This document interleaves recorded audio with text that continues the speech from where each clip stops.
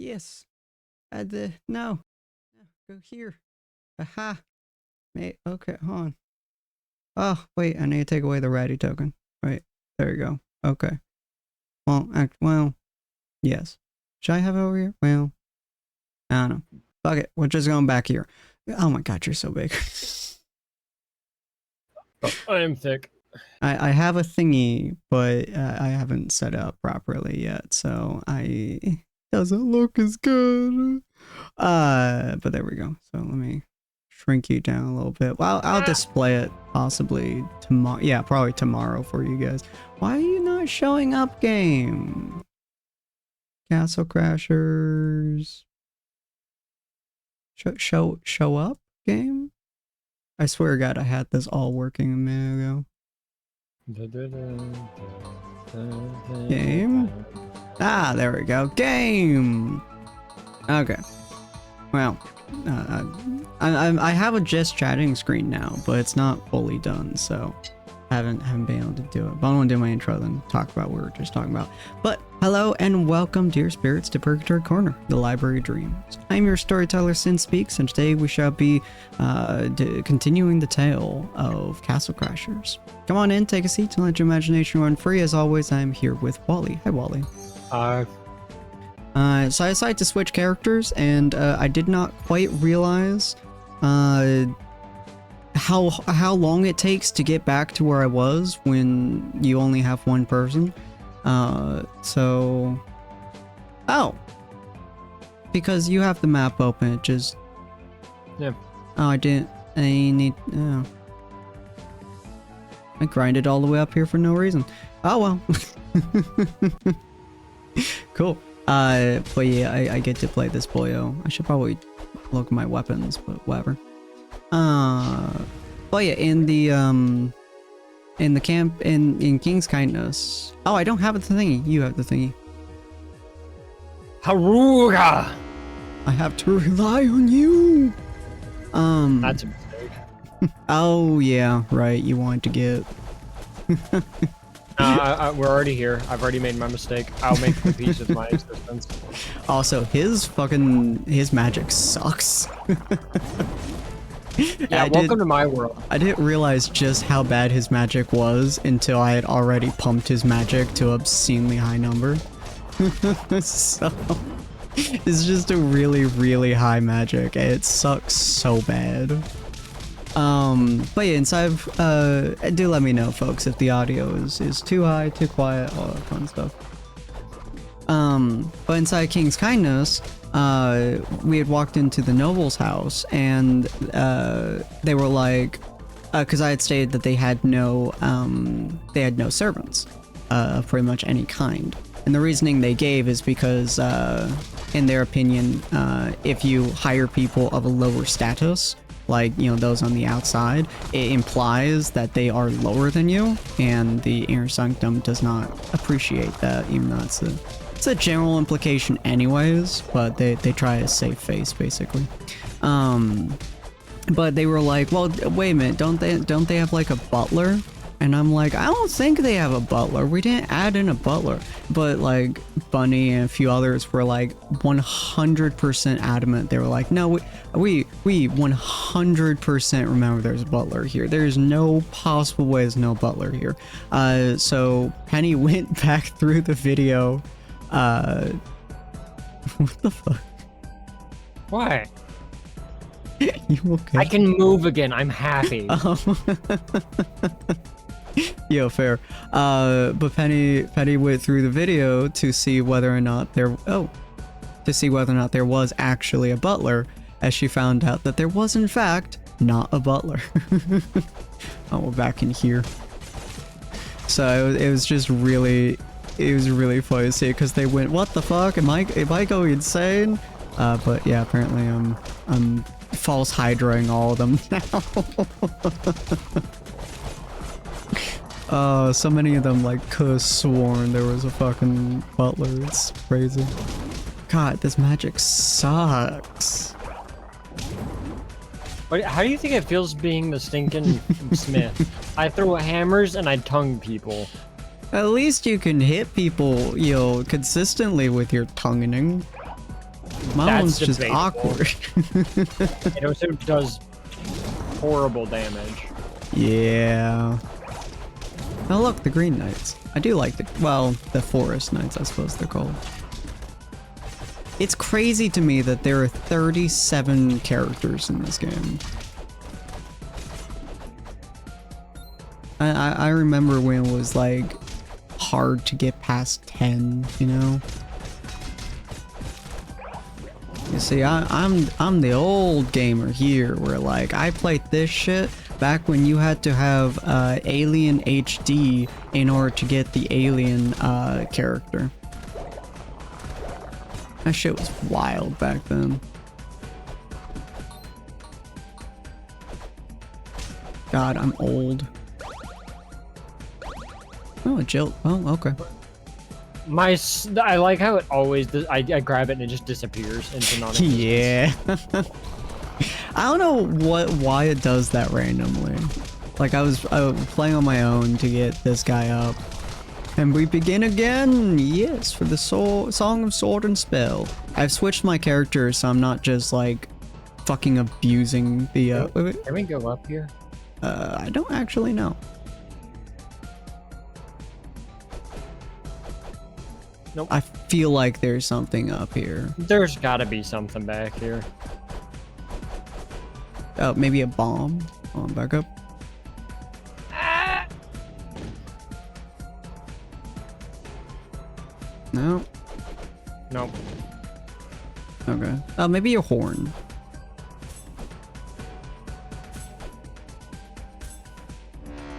Ah! That's a lot of defense. Okay. Okay. Like it's giving, like it's letting me fucking pick up and shit. But it's just like, nah, you don't deserve it. I would like to be able to stand game. Game's just like, nah. Okay. This is just a thing. By the way, did you know that your potion does not automatically get used if you're on single player? It's Good to very know. annoying. There we go. Woo. Hey, sexy lady. Wood. Also, do you have any idea how painful it would would. be for those snakes? Yeah. And regardless, wood. Have fun with that thought. Wood? Oh, wood. I thought you meant wood as in like W-O-O-D. Nope. I mean, you know, when there's a certain point in a man's life when he has to put aside morals. What morals? Yeah, that's fair. Hey, lady, can you just like get shoved all the way in the back? Ow, ow, ow, ow, ow.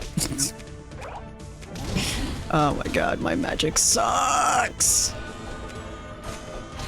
Ow. There you go, buddy. Nope. You're so thin! Why can't you be like the big guy from the first fucking level?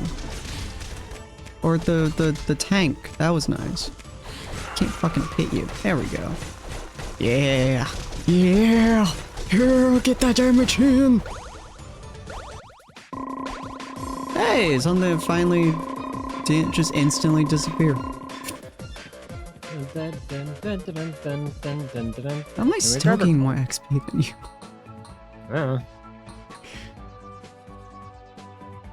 I need more strength. I need to be strong. We need more stonkies. Ow. Ow. Ow. Ow. Jesus Christ, I'm getting abused.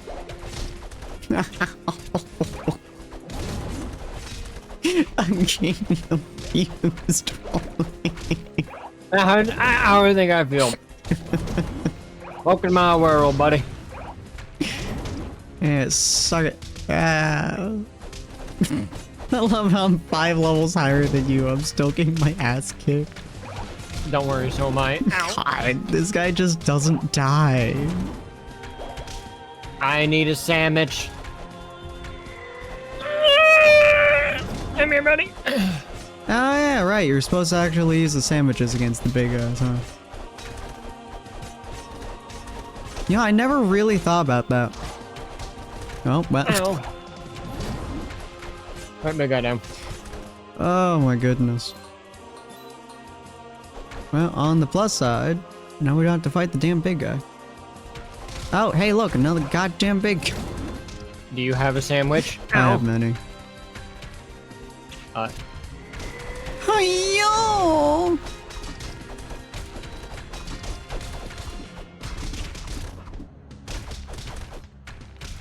Hi-yo. Ow. Come get some, big guy!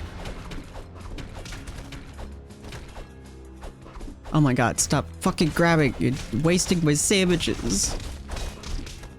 Sandwich! God damn it. He's so annoying. There we go. Get you some health. Ow. Ow. Oh, fuck me. Do I have a sandwich? I have 2.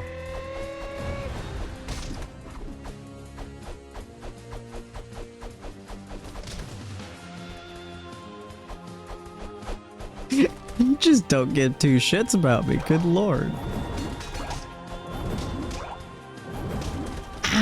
Ow. This guy's hurt. Runson. Ow. I got you back up, buddy.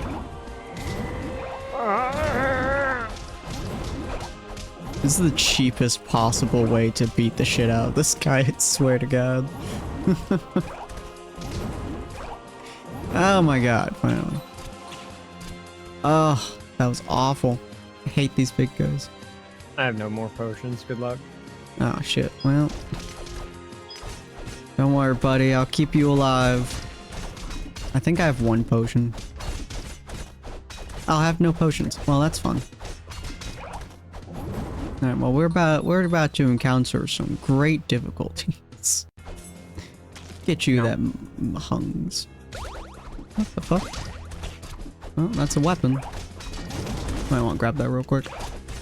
I would love to, crap. except I'm dead. Oh, I'm dead too. We need to go back for potions. Yeah. That was a pretty quick death, my goodness. Oh, hey, a piggy bank. Makes food give you more health. That could be useful for you. 2 strength and 5 fucking shield. Good lord.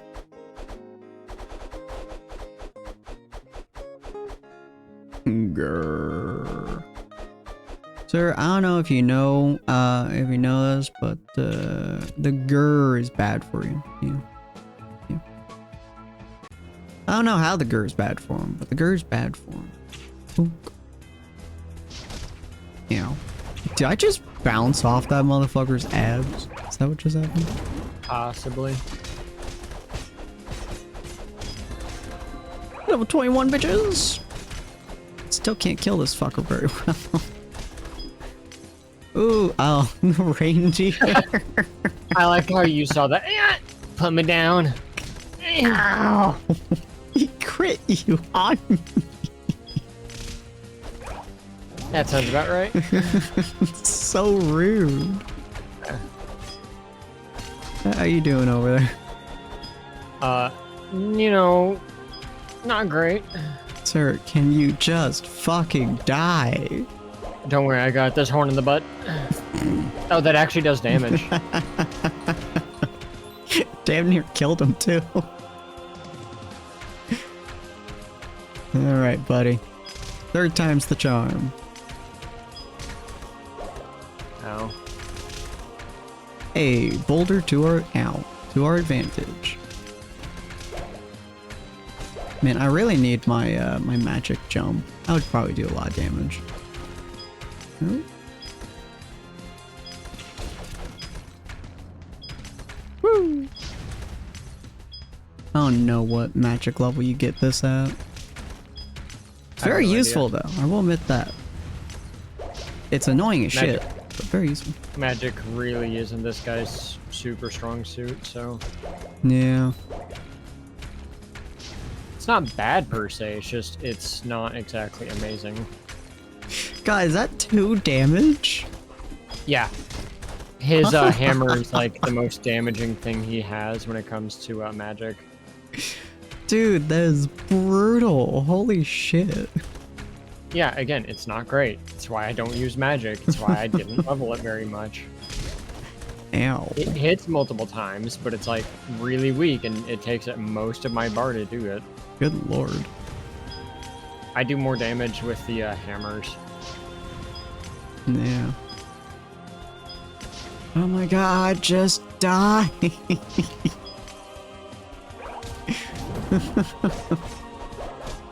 He has so much health.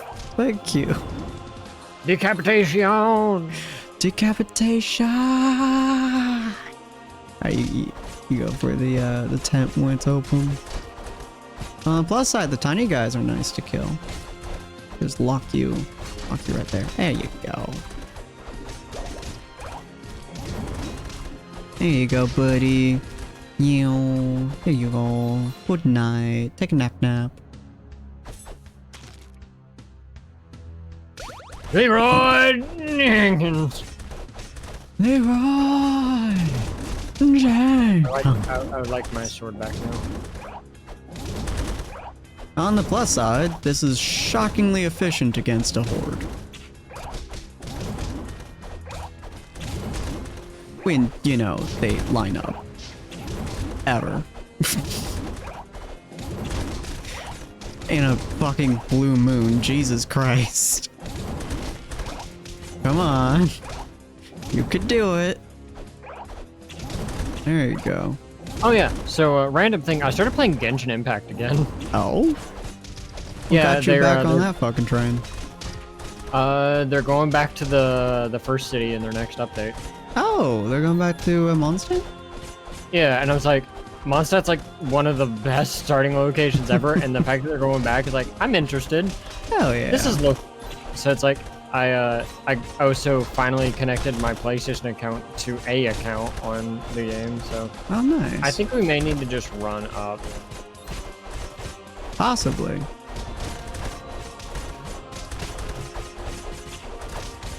Yeah, I really can't tell if we're actually... I think we're whittling them down. Yeah, you can't come up here. That's true. You want to get this apple real quick? Yeah. Hey, friend. Poor guy. Yeah, these guys have a lot of health. They do. I'm honestly shocked. Let's see. Oh. Oh, hi! not the ice guys. Hate the ice guys. There's an apple down here for you. I could not see where the fuck I was. Yeah, same.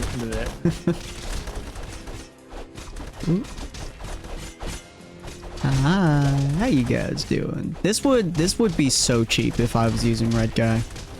I would just get like 7 or 8 of them in just one fucking spot and it would just be over. Hey, a weapon. Oh, what? Oh, hello. Oh, that's just the same their one, weapon. you know. I didn't know they could drop their stuff. I think every enemy can drop their weapon. It's just a really low chance. Yeah, it's kind of it's not a bad weapon, per se. Yeah. It's got good defense. You want to grab that? I would love to. Oh, the enemy grabbed it. Fucker jumped up in the air and smashed his face into my arrow. Yeah, I kind of wish that I put more into arrows, but like, What you doing? Trying to figure out this one a little bit. I do like that the moon has just grown. I like how we both because shared brain cell, that's why. we were both like, ooh, fucking porta potty, let's go. Or not porta potty, fucking outhouse. Because the John calls. Look, when Johnson calls, Johnson needs his Johnson.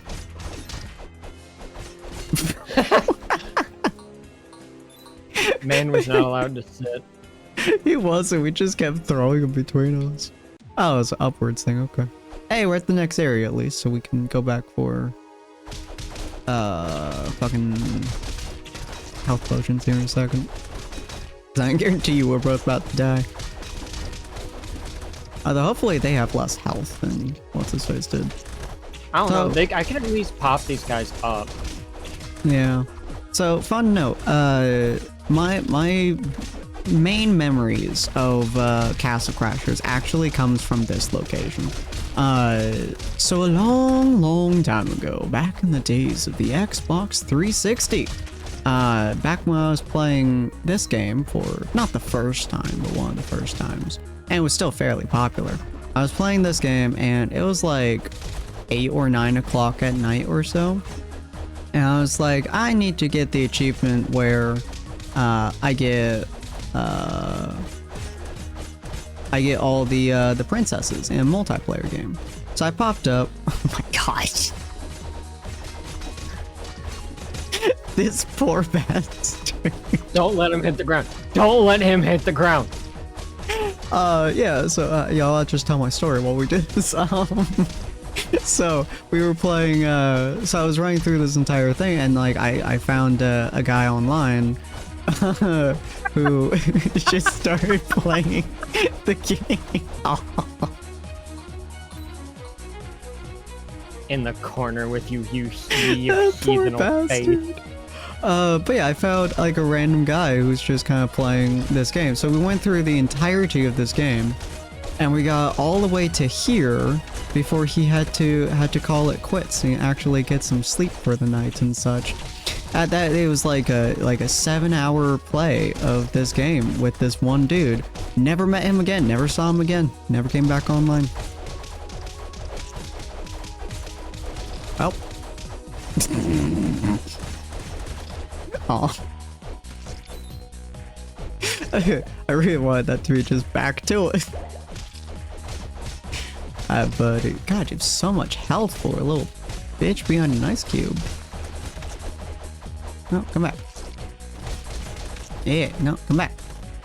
Don't you be getting out of there. Come here. Come here. I do love just how silly this shit is. Oh, I can headbutt people. That's funny. Like, my favorite part about Castle Crashers is not, you know, the toilet humor or anything like that. It's just that it has just the silliest visuals that I can really imagine. Like, shit like this. There's no reason that this should exist in any way, shape, or form. This is just stupid. Just us mercilessly beating a man in a corner. His friend directly below. Hey Jib, you doing alright? Ah, he sounds alright. Let me just keep throwing the snowball. Ugh. If I don't look to my right, they won't see me. I just keep throwing the snowball. I might be safe. I might be free. I might finally be free. Jeremy, I'm sorry. Dude, I'm abusing this, dude. The double up! The double up! So it begins. Oh, Jesus Christ!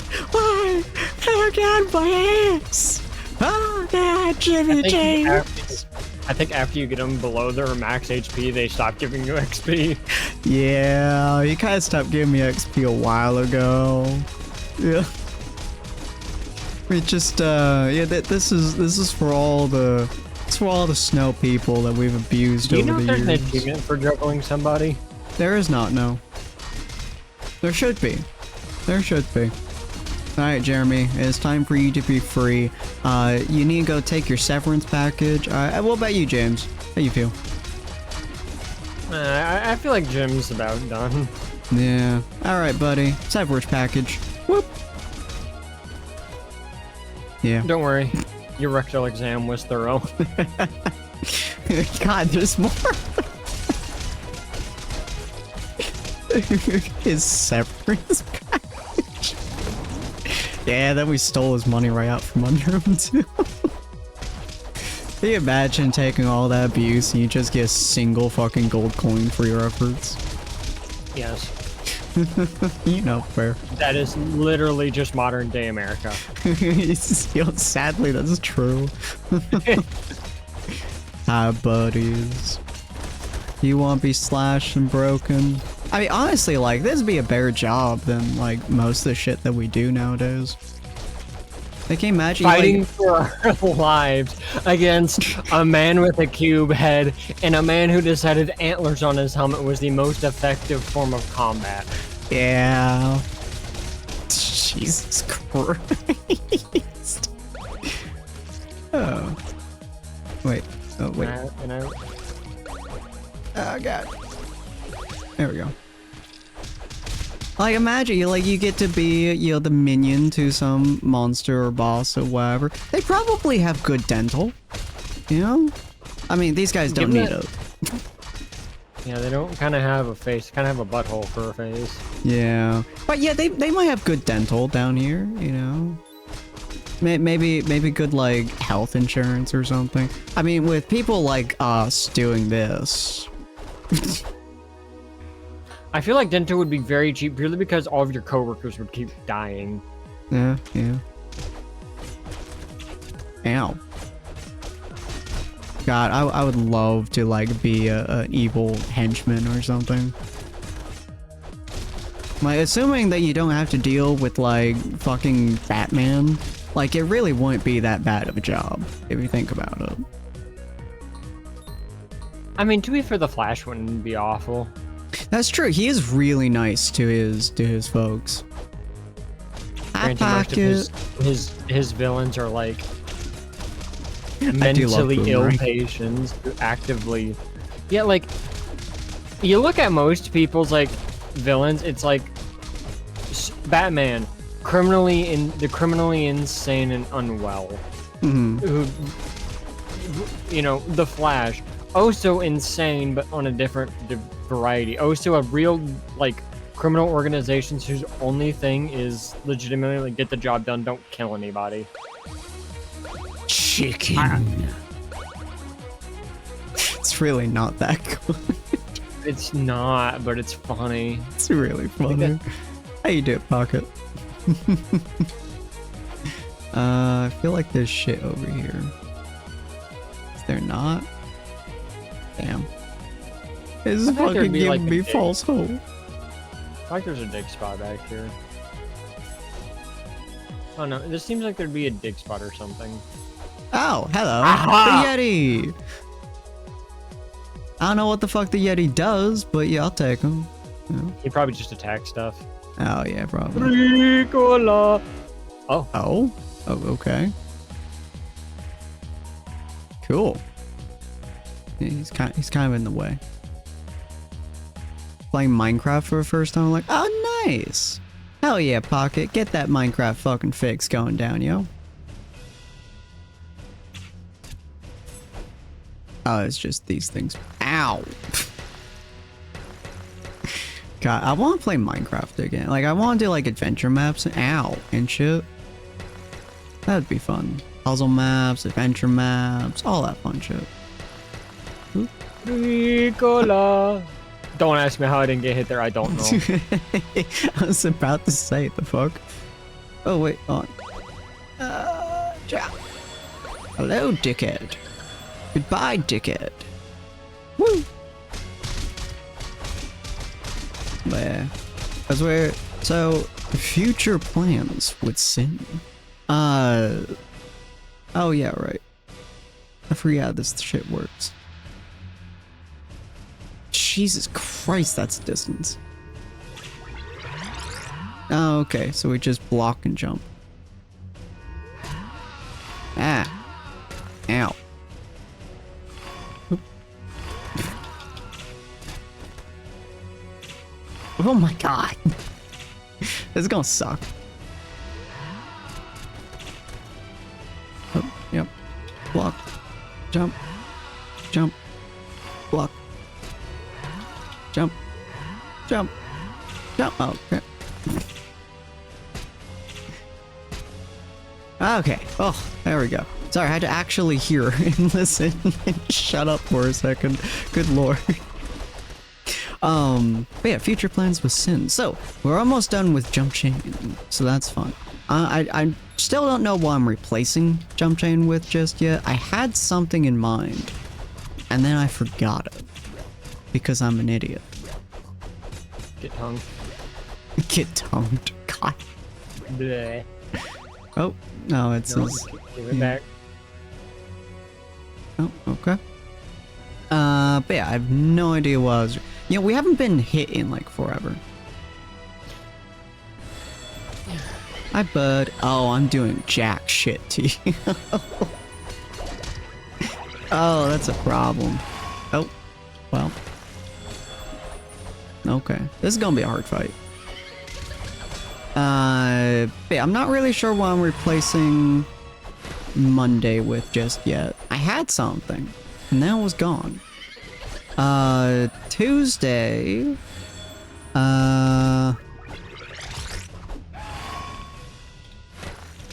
Nope, yeah, that's gone too. Hold on. Hold on, all my shit's going away. Oh, I don't remember what I'm doing each day. No. I mean, there's no guarantee that we'll finish Castle Crashers. That is true. We're 'Cause- pretty damn close. Yeah, but isn't next week your thing with Freddy? Yeah, that's right. Oh, yeah, okay, that's the plans. Yeah. So, next week, hopefully, I'm gonna be doing I don't know how I went through that, but okay. You got hit, too. It just did freeze you. But yeah, next week I'm gonna be doing a surprise stream, which is not really that much a surprise, but that's okay. It's a surprise of what we're doing. You got hit by, like, everyone. And I lived. Oh, you have no health potions. This is a problem. Oh yeah, I know. One. But yeah, we're gonna be doing a surprise stream with Ratty, which is gonna be a lot of fun. How are you not dead? Spite. You know what? Fair. And then the week after, which should be the 13th of May, if my numbers are right, we're going to be starting up Borderlands. Borderlands 1 specifically. We're going to be playing with Colty. So we're redoing the entirety of Borderlands 1 because we're doing it with Colty, Lissa, and Roxas. And we're going to be going through the entirety of the Borderlands and Halo series. Aside from, I think you're talking about a week or two ago. Yes, she had to postpone it, unfortunately, by like a week. So we're going to be doing it next week. Instead, we were planning on doing it today and then doing Castle Crashers next week, but she had to postpone, so we just flipped it, basically. He's a really, really shitty boss. Like, he's not doing enough damage to be a threat. His minions were more of a threat to us than he is. I'm actively just face tanking stuff at this point just to hit him. Yeah. But yeah, then we're going to be doing the Borderlands series. We're going to be doing Borderlands 1, and then probably switching... Can you stop trying to hit me with icicles? They're really just going for you. Like, they really haven't... Oh, no, they're on me. Oh, this is going to be very annoying. There you are. But we're going to be doing Borderlands. We got Borderlands 1 on the docket. Then we're going to be doing Halo 2, which is sadly 2-player. And then we're going to be doing Borderlands 2. And then Halo 3, which we do actually need a 4th person for, because Lissa doesn't like Halo. So if you're interested in joining that, Wally, and God knows how long from now. I don't even think I have Master Chief Collection. Do you not? I thought you did. I do not. I have it on Xbox. Oh. You know, that makes a lot of sense. I don't I keep know forgetting that you were as much an Xbox kid as I was, but you stayed in the Xbox thing. To be fair, it's like Xbox has a lot of stuff. It's an easier console to deal with sometimes than a PC. Ow. Yeah, good luck getting me from that. I can't. You may just want to go kill him. Oh, damn. Ow, ow, ow, ow, ow, ow. I am phase tanking everything. Please, sir, just die. This one is taking so goddamn long. This is taking longer than the entire fucking walk up to him. God damn. There you are, you bitch. Finally. Fuck you. Ah, scream for us, Bobby. Woo. Loot. Alright, we'll see whether or not you can kill me. With that help, though. Yeah, we'll see what happens. Yeah, I'll just pick up my muns. Here we go. God, I hate this floor. Oh my god, we both had the exact same fucking thought. Slap. Oh, shit. Alright, no. I can't hit you with this floor. There we go. There we go. Jeez. This floor's awful. It's so bad. Oh, that floor is nasty. Nah, it's not great. Oh, hey, you got more XP than I did. Hey. New arena unlocked. We are never fighting in that arena. God, no. What do you want? Oh, that's me. I was like sitting here like, what you want, boy? God, I wish I could take away some of my magic and shit, but you know what? I'm just gonna do more damage. Jesus Christ. Wizard Castle takeoff. But yeah, so we're probably gonna be needing a fourth for Halo at some point, but we'll probably find a fourth. So that's our plans for Tuesdays for the immediate and not immediate future. The long lasting future. Wednesday, I'm not sure what I'm doing just yet after Plague Tale. I have a couple options. I'm pretty sure I'm going to go to Getting Over It because I hate myself, but also you guys want me to play it, which we did on last questions. Are we? I forgot we did this. Oh, we didn't get any potions. That's probably a problem. How are we doing this? That's not the question. I remember this being a lot harder when I first did this. Oh well, yeah, I'll take it. The Wizard's Castle. The very last wizard. I do like the Painter. The Painter is probably one of my favorite bosses. But yeah, I'm probably gonna play Getting Over It with Bennett 40 because a lot of y'all want to watch me fucking cry in agony and pain apparently for some reason.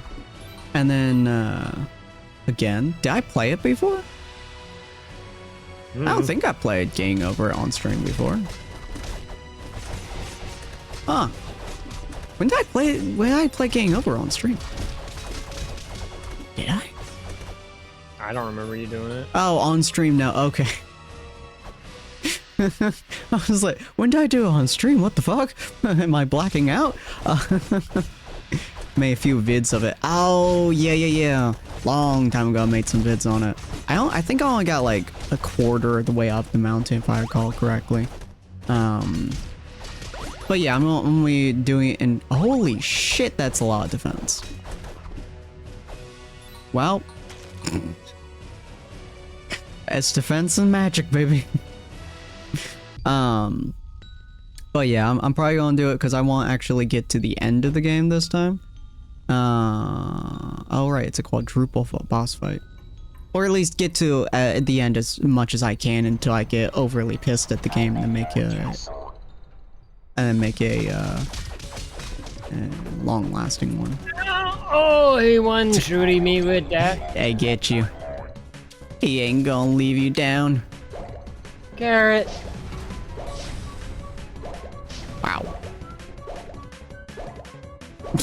Oh, I see how it is. Jesus Christ. No, that looked like hurt. Okay, well. I remember this fight being a lot cooler. Ow. I mean, it's still kind of neat. It is kind of neat. Maybe more for a novelty reason than... It's a really interesting design, at the very least. Yeah, you stay here, bitch. Oh, well, that's a problem. Nope. Look at the goopy boys. Do we just have to face tank it? I mean, we could probably kill these things. But it seems faster to... Oh, hello. Did he just kill Wally with Garfield? Yeah. This is a really cool design boss fight, to be honest. Like, just the uniqueness of it, honestly. Ow. I died so yep. much. I'm literally just face tanking these enemies because they're just kind of annoying.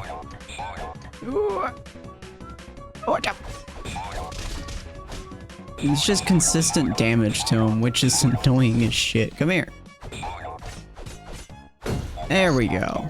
Ooh. Oh, unicorn horn. That's a lot of magic. Yeah, fuck it. I'll take the magic. Alright, now I need money. I'm homeless. As I have to rebuy all of my potions. Oh, yeah. You too. We have to rebuy all of our stuff. It's a little bit of a pain. We immediately going on to the next one? Wait, stop, Sin. Look at the worm. I love how it's keeping time with the beat. Exactly, I saw that immediately went. I'm easily distracted if you can't tell. Nah, no way. I never was able to tell. But yeah, doing game over Benefati and actually trying to finish it for once. After that, I'm not actually sure what I'm going to play. Let me look at my thingamabob. Superliminal had a lot that people wanted me to play. And apparently there's an option 6 that 2 people chose that did. Oh, Earth Defense Force 6. What the fuck is Earth Defense Force 6? An extremely chaotic game. Fair. I might play Mass Effect or Nier, depending on which one works out better at that time. Oh yeah, Undead Sai. How you doing, bud?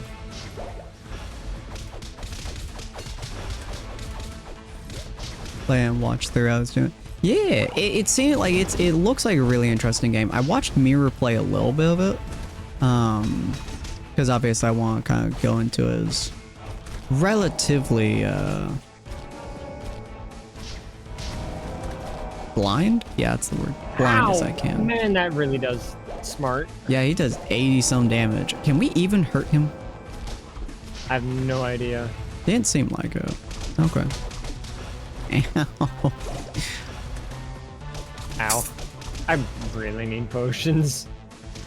Ow. Don't worry, I got you. I'm gonna keep you alive.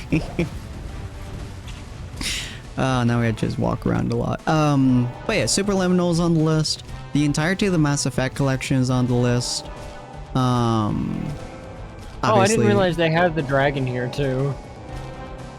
Oh, it's the sock dragon. Yeah. I never realized that before. Huh. That's kind of sad. I kind of feel bad now.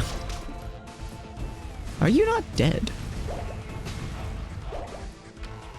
The shield is a wonderful item. The shield does not work on the mini dude. Okay, good to know.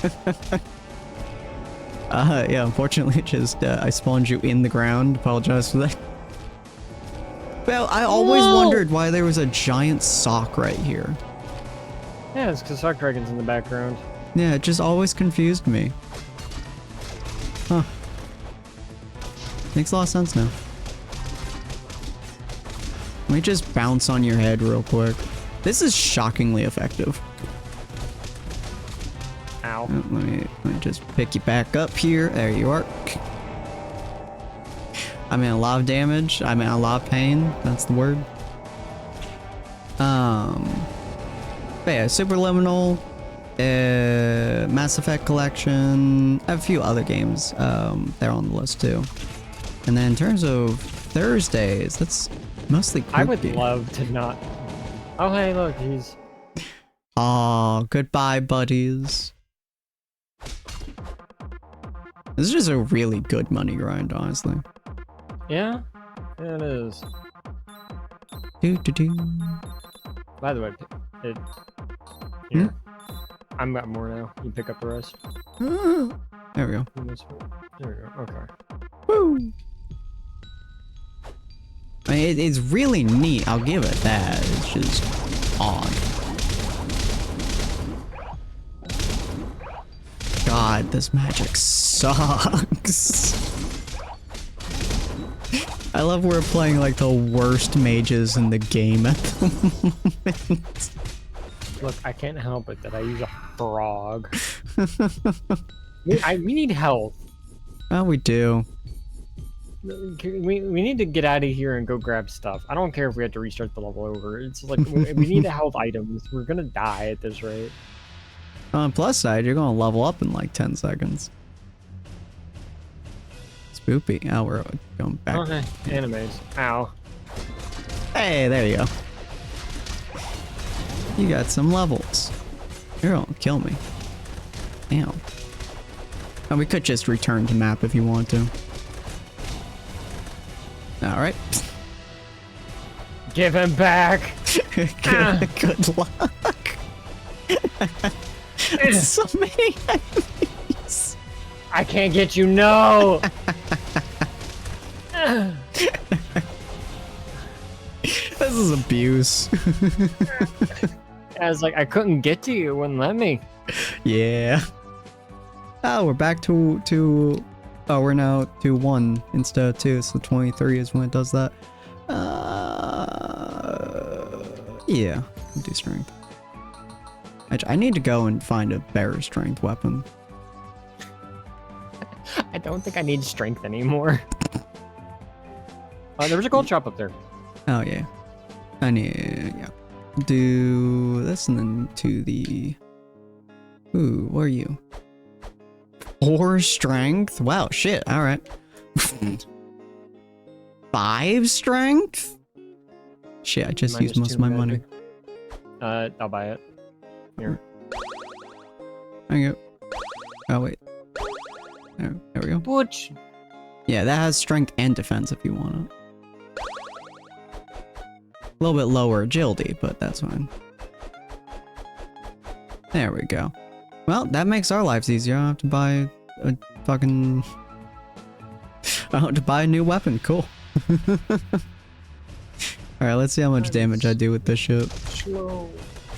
26? I mean, that's not bad. I wonder if the thing actually pushes you past your maximum strength. I don't think so. Well, that's unfortunate. To be fair, I don't really need a strength weapon now. I can go for something else. That is true. I didn't mean to do that. Probably agility or defense. I would honestly be pushing defense at this point. Yeah. Our defense is kind of shit. On the plus side, we probably won't die from this, which is good. But yeah, Thursdays don't be some group games, which right now I don't really know what we're going to do after Stoneblock. Because we're on Project E, so we're fairly close to the end of Stoneblock now. Which is exciting, but also slightly sad.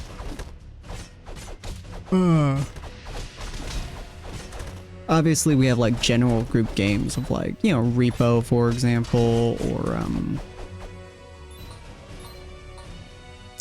trying to think of literally anything else.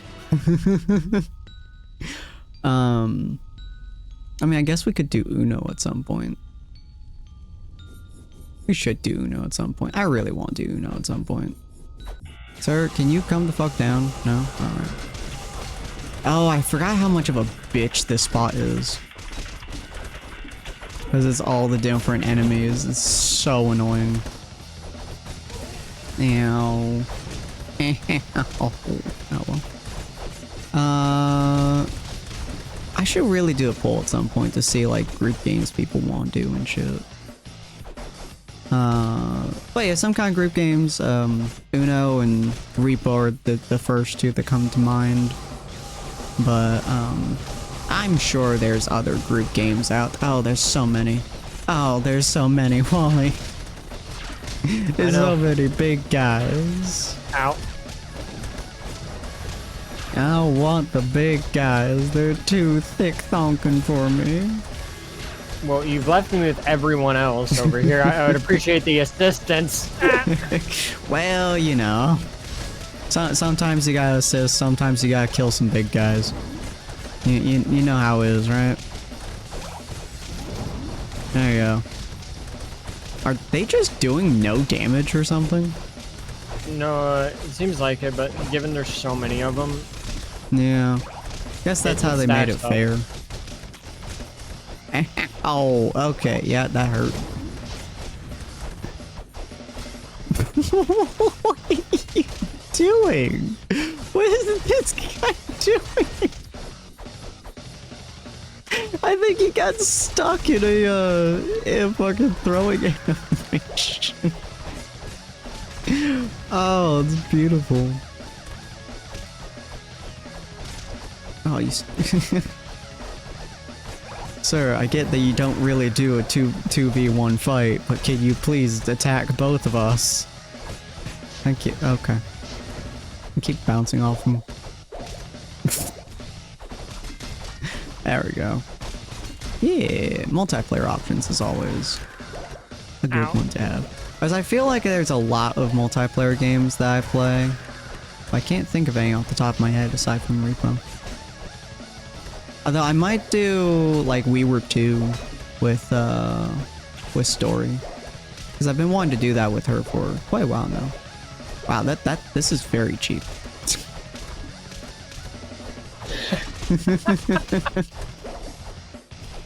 I remember this fight being harder. Well, it's still not exactly easy. That is true.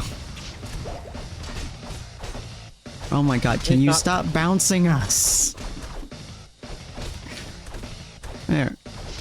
No. Stay down. Stay down. Stay down. Stay down. Stay. That's so stupid. That's so stupid you can do that. I love that. I love that so much. Sir. Sir, please. Sir, please. Sir, please. I can only backflip so many times. Sir, please. Oh, he's dead. Well, that was tough. Oh, wait.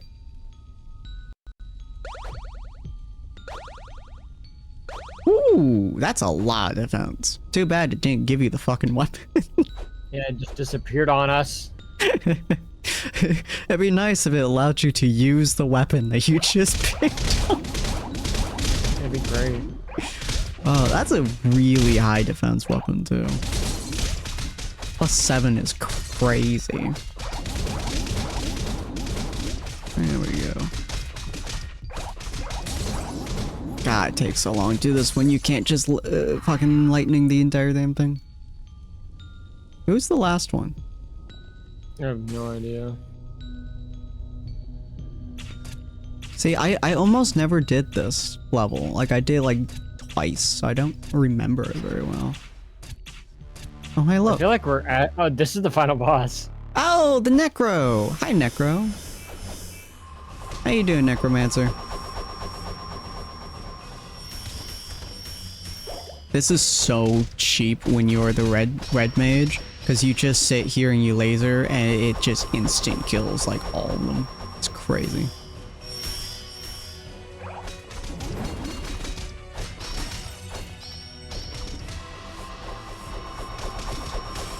One. Ow.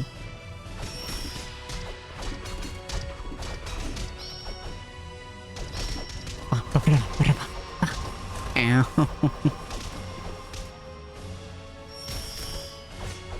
Hi, buddy. There we go.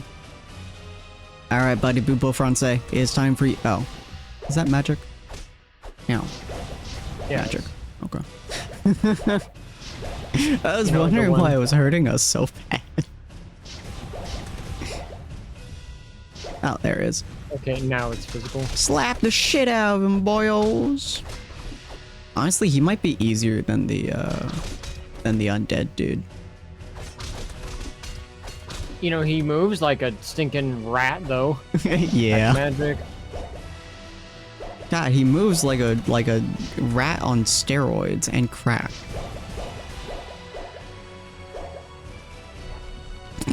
He walked into that. Oh, I love that. Ow. Ow. Come here, buddy. He was way easier than like half the bosses we just fought. Oh, hi. That's why you were... Okay, yep. Okay.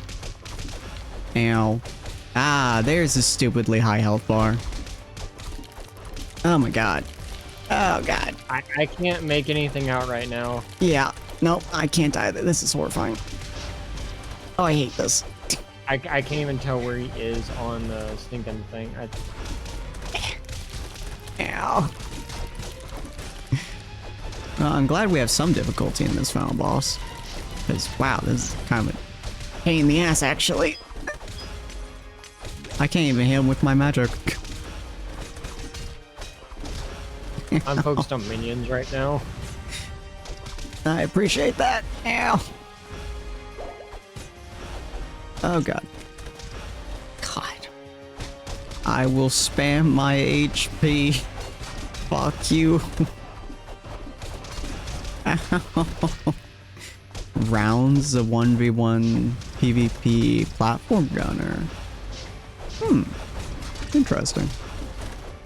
Oh, we might try to do tabletop sim as well at some point. That could be fun. How are you still alive? Oh my god. Well, at least it's still not taking as long as the fucking ice guy, but at least it's fun. I'm so confused on what's going on. I'm gonna be real with you, Chief. You know, I think he's trying to find ways to not die. How many lives do you have? I don't know, but that sword doesn't look right to me. I'm gonna be real with you, Chief. Yeah, look, anything you can do. I don't know what the fucking line was. Oh my god. Anything works if you're brave enough. Yeah, it's him. My cat has made this more difficult because she's gotten in front of me. I want his sword.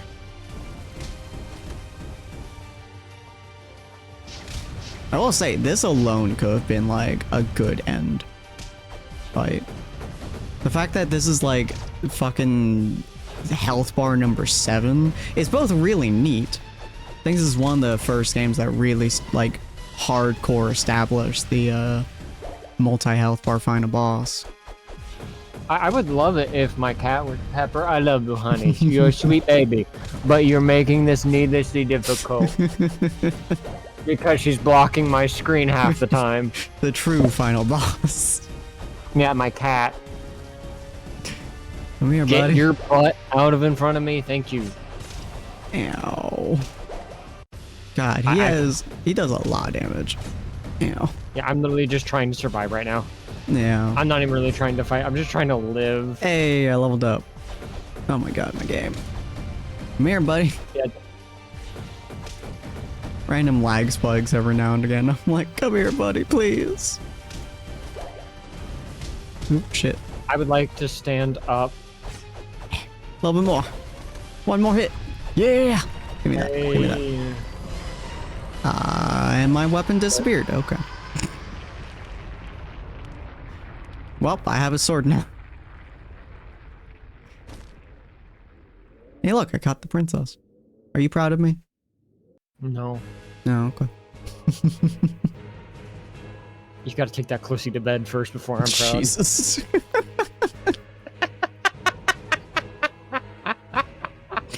Fucking hell.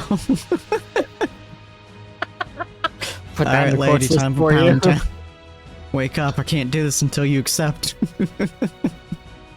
Consent is important. Look, she's unconscious. You just gotta start slapping her until she wakes up, alright? I also recommend The Binding of Isaac Rebirth. Yeah, I was planning on actually doing that at some point with Revy.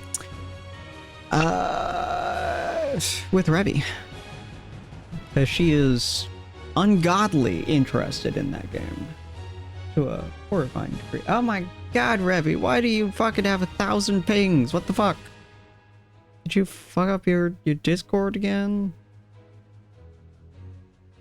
Oh my god. Not logged in my Discord in fucking forever, and her internet is shitting itself, so...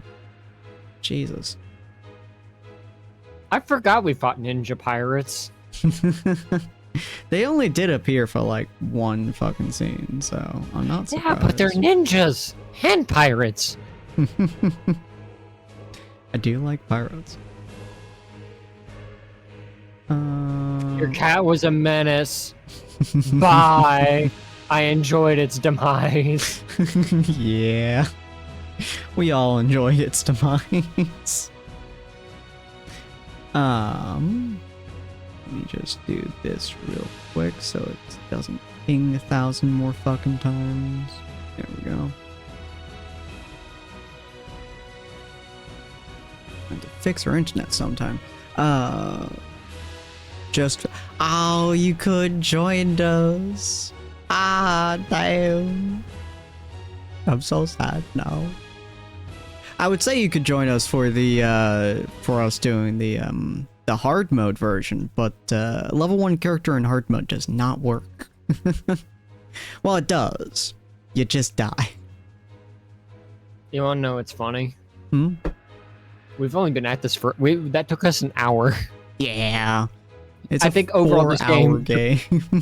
Yeah, it took us 4 hours to complete this game somehow. That is wild.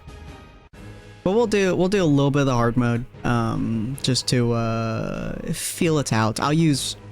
Actually, no, I can't use my red character until I should have beaten it last night with my red character. Oh well. The new man is so old. Is thinking the whole Newgrounds community. You know, Newgrounds is still around. Yeah, but this was back when it was like popular. I know some people who legitimately don't know what Newgrounds is. I mean, that's not that surprising, honestly. Yeah. Oh, okay. I was... Hold on. What are you doing? I just healed. Yeah, hold on, wait. Yeah, can I kill you? No? Okay, I mean... There we go. Okay. Oh, so, can we just, like, before we start fighting, can we just appreciate that this one's just vibing, having a good time. This one definitely just met her future man in the Archer. She's like, I want him. And she's... Yeah, I feel like this is like a Jabba Hutt situation. Something like that, yeah. Yeah. Blink once if you need to be saved. Oh, by the way, there are 2 of me currently in this room. What? Look above me. Oh, yeah. There are 2 of me in this room. It's an imposter. Oh, yeah. Alright, let's do this shit. Whoop.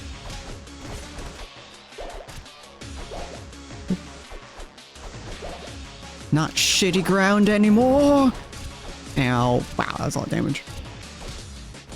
You know. This is a semi-fair fight for once. Ow, ow. Ow, ow, fuck, ow, ooh, ow, fuck, ah.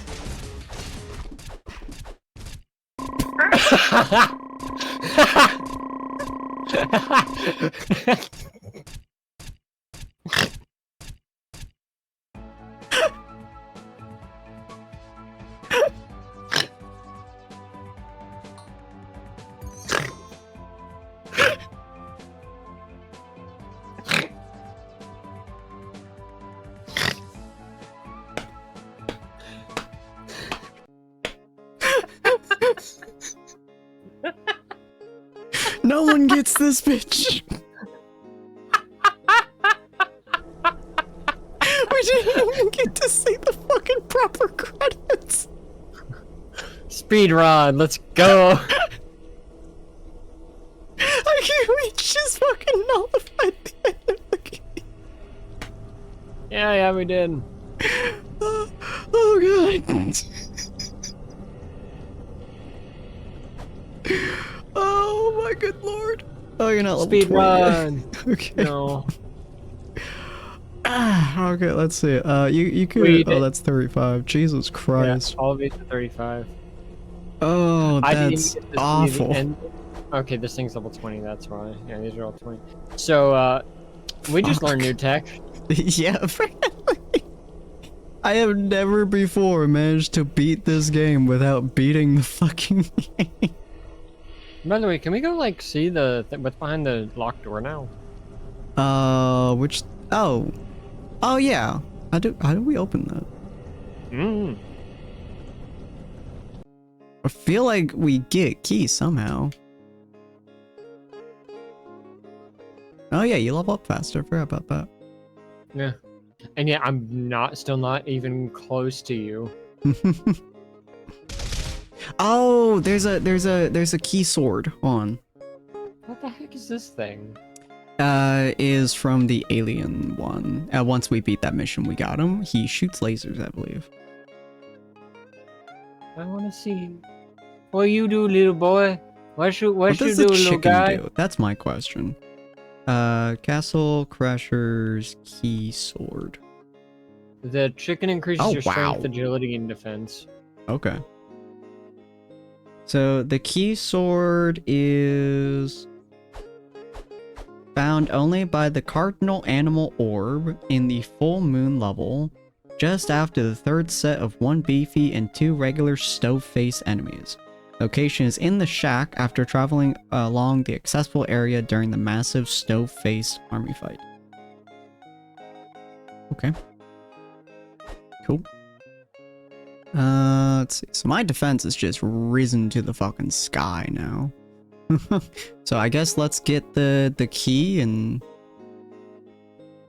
yeah. What do we need for it? We just need to go back to that full moon level with the shit ton of enemies that we just were facing, the stove face guys. Yeah, I thought I heard cardinal. Yeah. It's like Isn't that a minion? The cardinal animal orb. Oh yeah, so we do need the cardinal animal. That is a really good spot.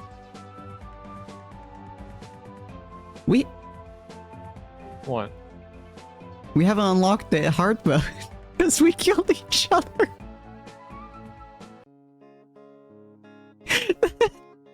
That's so stupid. I love that and I fucking hate that. We probably unlocked it. No, it's right below us. Once you beat the game, it unlocks the spot right below us. Oh. Yeah, alright. It's in the... Oh, full moon. Full There we moon. go. Woo! Woo! Oh god, we have to beat these guys again? Fuck. I have so much defense, and he still takes me out like a bitch. Alright, fine. Take my fucking bombs. 71 damage? Good lord. Fine. You missed. Take it. Ah, why? There we go. Damn. Jesus Christ. Why can't you just die faster, asshole? Ow. Oh, hi. Back up, Wally. You aren't allowed to die yet. Don't ask me how I'm still alive. I don't. Ow, there I go. Fuck off. You aren't allowed to kill my best friend. Only I'm allowed to kill my best friend. Fuck you. Ow. Oop. Oh my god. I don't have any potions right now. Yeah. They kind of got used up in the final boss fight chaos when I had a cat walking in front of my monitor every 5 seconds. Pretty sure I don't have any either. Okay. Alright, you just don't be dead for a little bit here. Oh boy. No, don't kill it. No, don't kill it. Oh my god, can you just die? Please. Thank you. Oh my goodness me. Nope, nope, nope, nope.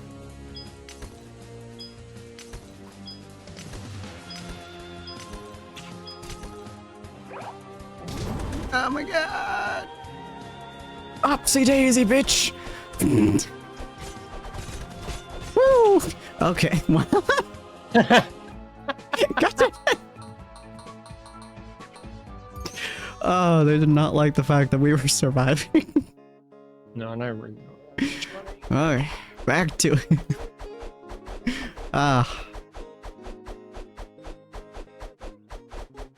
There you go. Oh, you don't have enough money? You know, 4 potions should be enough. We really didn't get any money from the final boss because he We really decided didn't. to.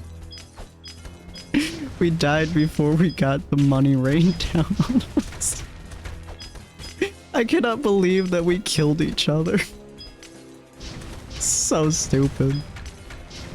That I think is the dumbest way I have ever beaten that boss. Oh my god.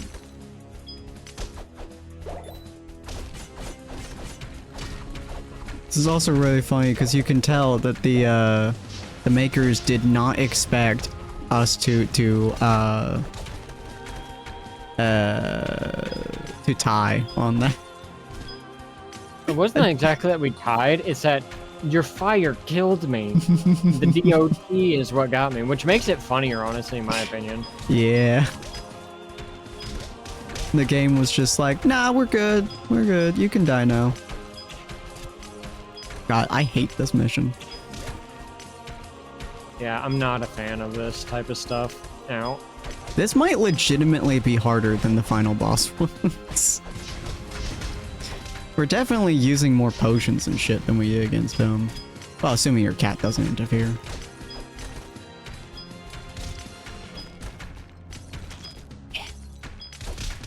Oh my god!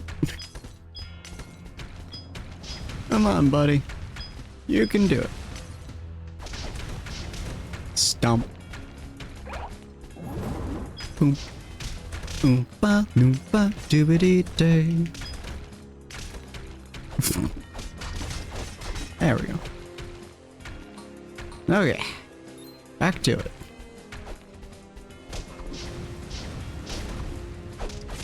Ow. Oh my god, he crit me. Why can't we ever do crits, man? I want to do crits. Stomp. Stomp. There we go. Alright. Is it the, is it the one right above us? Oh yeah, I think it's the one right above us, maybe. I don't know, for me. Ew, fuck. Collect my shit. Okay, well. Yeah, it's definitely the one right above us, apparently. Oh my god. Dude, these hordes are just abusing us. Which is crazy considering how much fucking defense we have.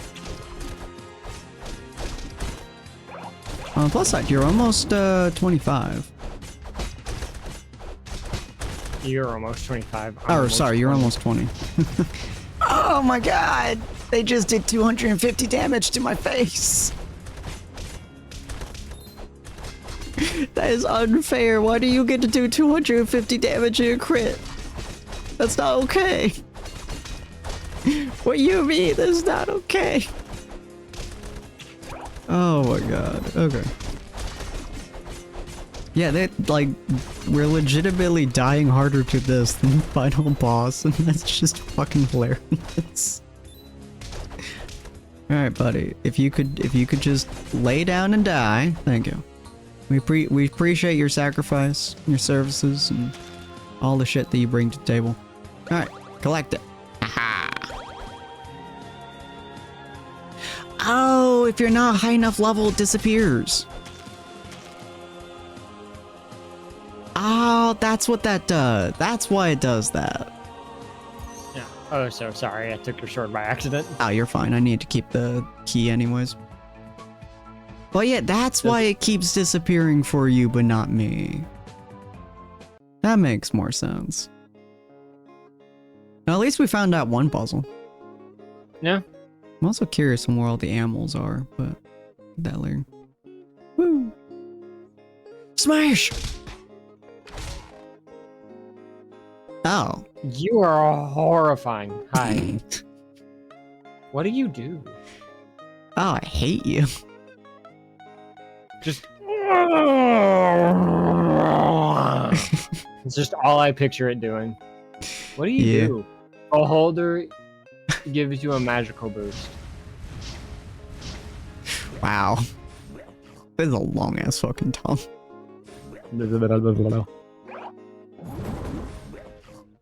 Nice. Well, I guess I'll keep my cardinal. Actually, let me switch over to my other one. Yeah, before you do that, grab the beholder. Oh yeah, you're right. There you go. Just to have it registered. Spain. I think I'm missing one from one of the shops, but we clearly don't have the money for it, so. Alright, well, back to getting my other weapon. On the plus side, you have that weapon, you know, logged now. Yeah. The chicken.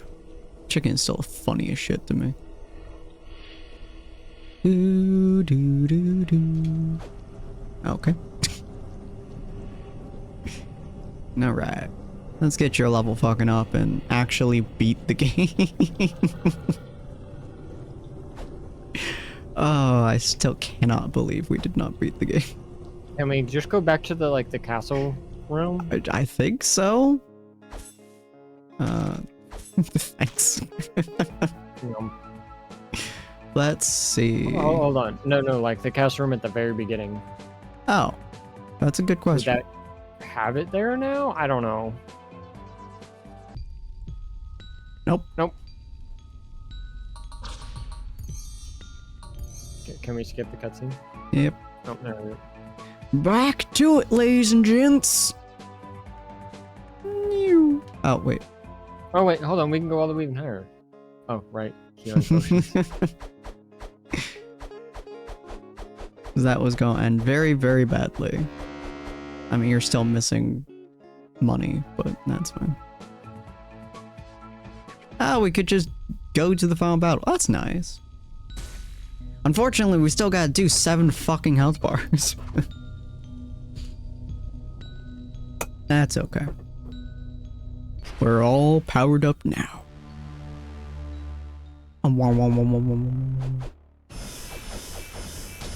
Bait him down to the ground. Ow.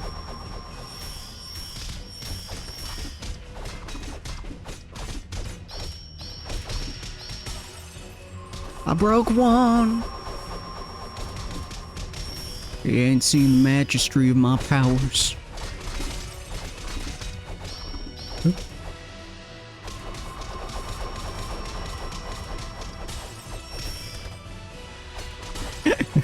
Right to the noggin. Yeah, it fucking went for you. Ow.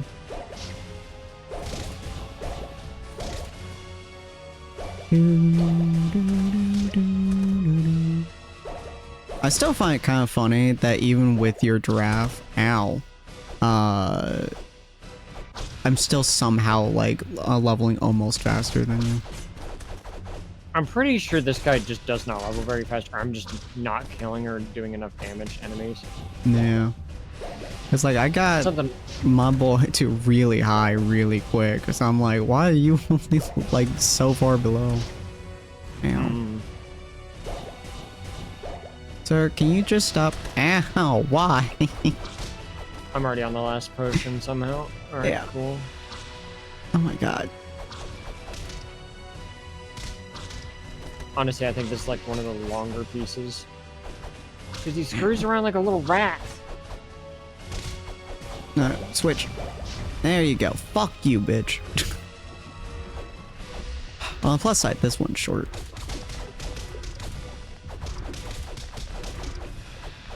Mostly because you just have to keep following him. Swip, swap, pop, pop, pop, pop, pop. There we go. Yes, beg for mercy, child. God, I hate this one. Cassette beast, crawl. Yeah, I don't have any of those. At least to the best of my knowledge.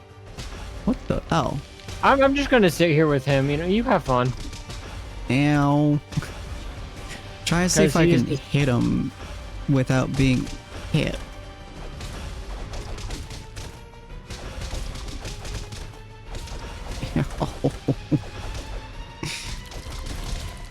God, this fight is brutal because he's in the fucking air.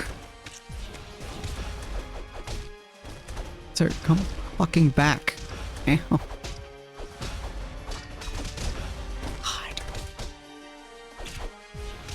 Ew. Can I hit you from right here? No, no, I cannot. Okay. You know what? Fine. We'll do it this way. I want it that way. Oh, I got missing. Okay. Oops, sorry. Got a text message. Foes of non-vital importance. Alright, buddy, can you just... Here we go. Yeah, that's right. Keep floating around, you giant nutsack. He has one more, right? The fire sword? Yeah. Yeah.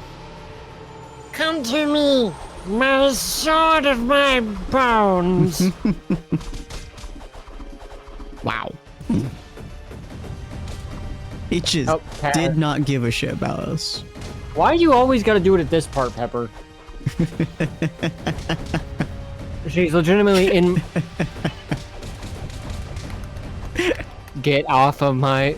Go. Dude, Pepper is like your ultimate boss here. She is. I just had to pick her up with one hand and like try to move her away as best I could. Hi, buddy. Can you... Ow.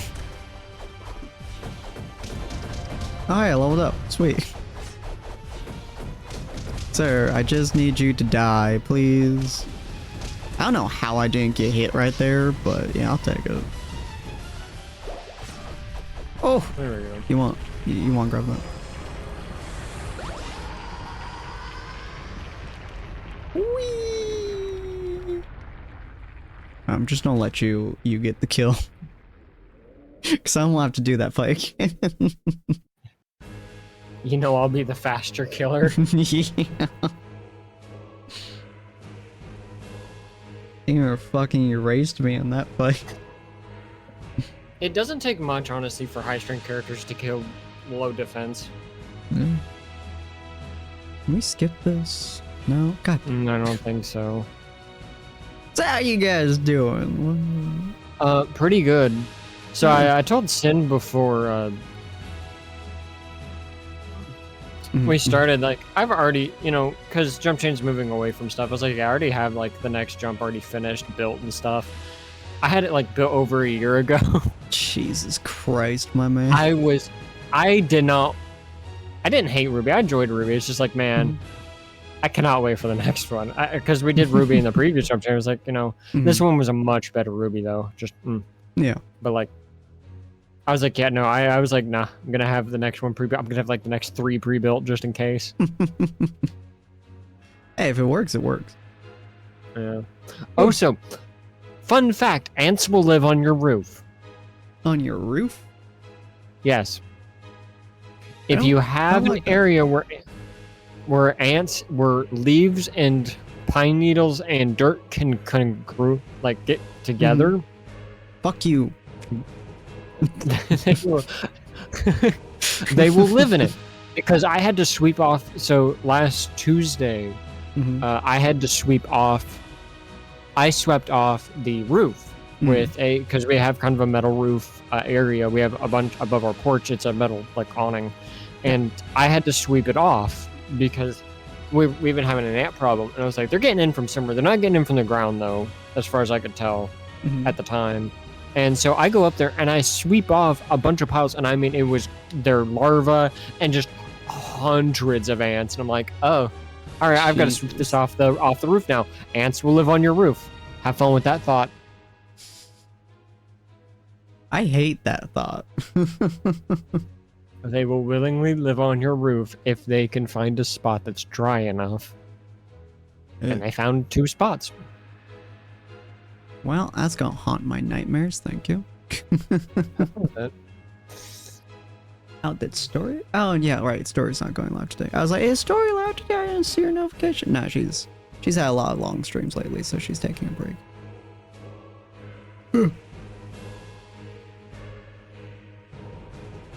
I appreciate the thanks, but at the same time, fuck. Hey, I think so nice we had to do it twice. Yeah. We really need to give you guys the credits, okay? That's vital importance.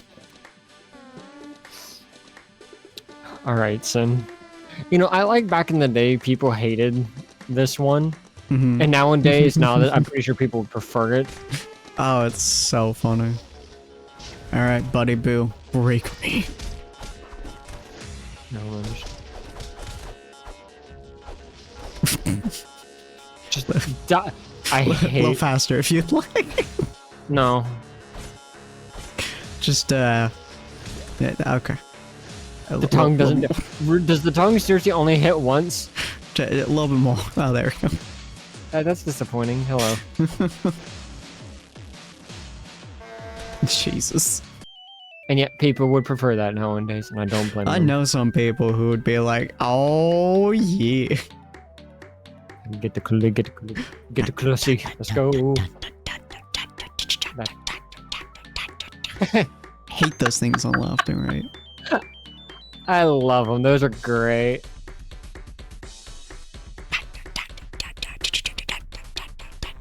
Cat balls. I forgot how fucking long this is. You know what? Worth it. This is totally worth it. Hey, we finally saw the fucking end screen. After. Alright. Is it up? Where is it? Come on. We have now both beaten it. Should be there. Believe me.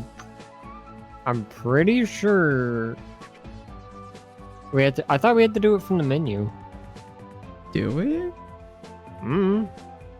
Are there any unbeaten levels, possibly? No, I don't think so. It's like, I don't think we have any. Do the arenas Completing count? all checkpoint levels and defeating the boss. One player complete. Oh, I'm missing a few. It's these ones. What level? Okay. Yeah. We'll just redo those because I'm still missing those. Because I don't have my thingamabob. That's what it is. On the plus side, this should not be hard. Barbarian level should be a lot more fun. We might do the barbarian level without one of us attacking, because that is an achievement. Just basically becomes a stinking protection guide quest, yeah. Which, honestly, considering the first level, should not be particularly hard. Woo! Stabbity stab. Yeah, because I think if you beat the game fully, you get a Oh, Watsy. Pocket got me again. What? On the polls, on my gacha, there's a 1% chance to pull me, and Pocket's not done it twice. Hey, let's go. She's the only person who has pulled me so far, and Chisian's been hunting me for like a month now. So, Sin, when people pull multiple, do they get like a special, like, do you gain extra abilities? You know, I haven't thought that far into my gacha system. I'm thinking, and having multiple of one character means you get like constellations. Should get a badge. You should get a badge, Pocket. Should give you a badge. Should find out to give people custom badges and shit. I might give you a custom D. Oh, okay. Hammer, hammer, hammer, hammer. It's basically useless, but yeah, it works. Okay. Yeah, you abuse the skeleton, why don't you? Sure. Yeah. Alright. But yeah, I might find out to do custom badges on Twitch, or if that fails, I'll give you a custom role. There is actually a secret custom role, for everyone who doesn't know. If you get a natural 20 on the D20, you do in fact get a secret role. I might do a D100 at some point and make that the secret role, but you know, so far only one person has that role. So be fancy. Sir, can you just not be a ginormous dick? Thank you. These guys are much easier to kill than their stove face counterparts. You know, I say as I get the shit kicked out of me. I don't know, I think I'll call it like the sin. I don't, what should we call it? What should we call the role slash, you know, the role for people who've gotten me in the gacha? What do you think, Molly? I have no idea. The first thought is sinners, but like, no, that's just stupid. Sinister. I'm fairly confident if we had the canary, not the canary. Is it the canary? The red thing. The Centaurian. Yeah, that's kind of funny. But I'm pretty sure the spot behind here is a canary spot. You didn't have that already? Nope. Huh. Weird. I haven't grabbed that. Oh well. There we go. Ba-ba-ba! Toad. Wally. Frog. Wally, you have to introduce him. Yeah. He needs his Papa Wally. Frog. Meet frog. You've never before seen such companionship. Oh yeah, the big thick guy. Kind of an annoying pain in the ass, to be honest with you. There we go. Hey buddy, do you know how to die? I know it's a difficult concept, I'm sure, but it's rather important to us. There we go. The Centaurian. I do kind of like that. That's kind of funny. Dun, dun, dun, dun. Woo! There we go. Oh, his companions are still alive. Yeah, not for long. Num num num num num num num. Man, remember when a fucking fruit would almost full heal us? Yeah. Man, those were the times. Ew. They were like a week ago, but man, times. Oh, you're dead. That killed me. Yeah. There you go, buddy. Don't worry, if you die, I'll bring you back. Over and over and over and over again. Yeah, these guys don't do a lot of physical damage. Man, their magic hurts. Yeah, their magic is brutal. Although they keep jumping into my fucking flaming balls of doom, so it's kind of their fault at this point. Man, the fucking corn is going to be a pain. Ew. Just heal, damn it. Stab it. Ew. Oh, yo, yo, yo. There we go. I do really enjoy playing this guy. Like, something about it is just so satisfying. You know? I don't know what is exactly, but just it scratches that itch.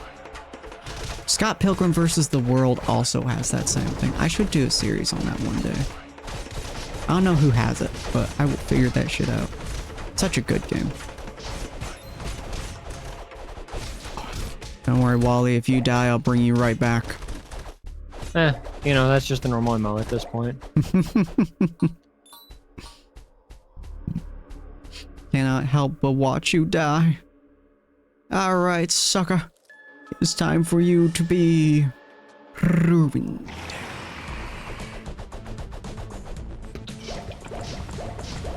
Oh my god. That is an awful amount of damage. This is gonna suck. I forgot how long this fucker takes. Okay, well, I mean, I could just do that, I guess. But you get... Ow. Ow. I got you up. Ow. Alright, buddy. Ow. Nah, you're supposed to stay still while I injure the shit out of you. Alright, whatever. Ow. Oh my god! I'm really missing my red guy's lightning right about now.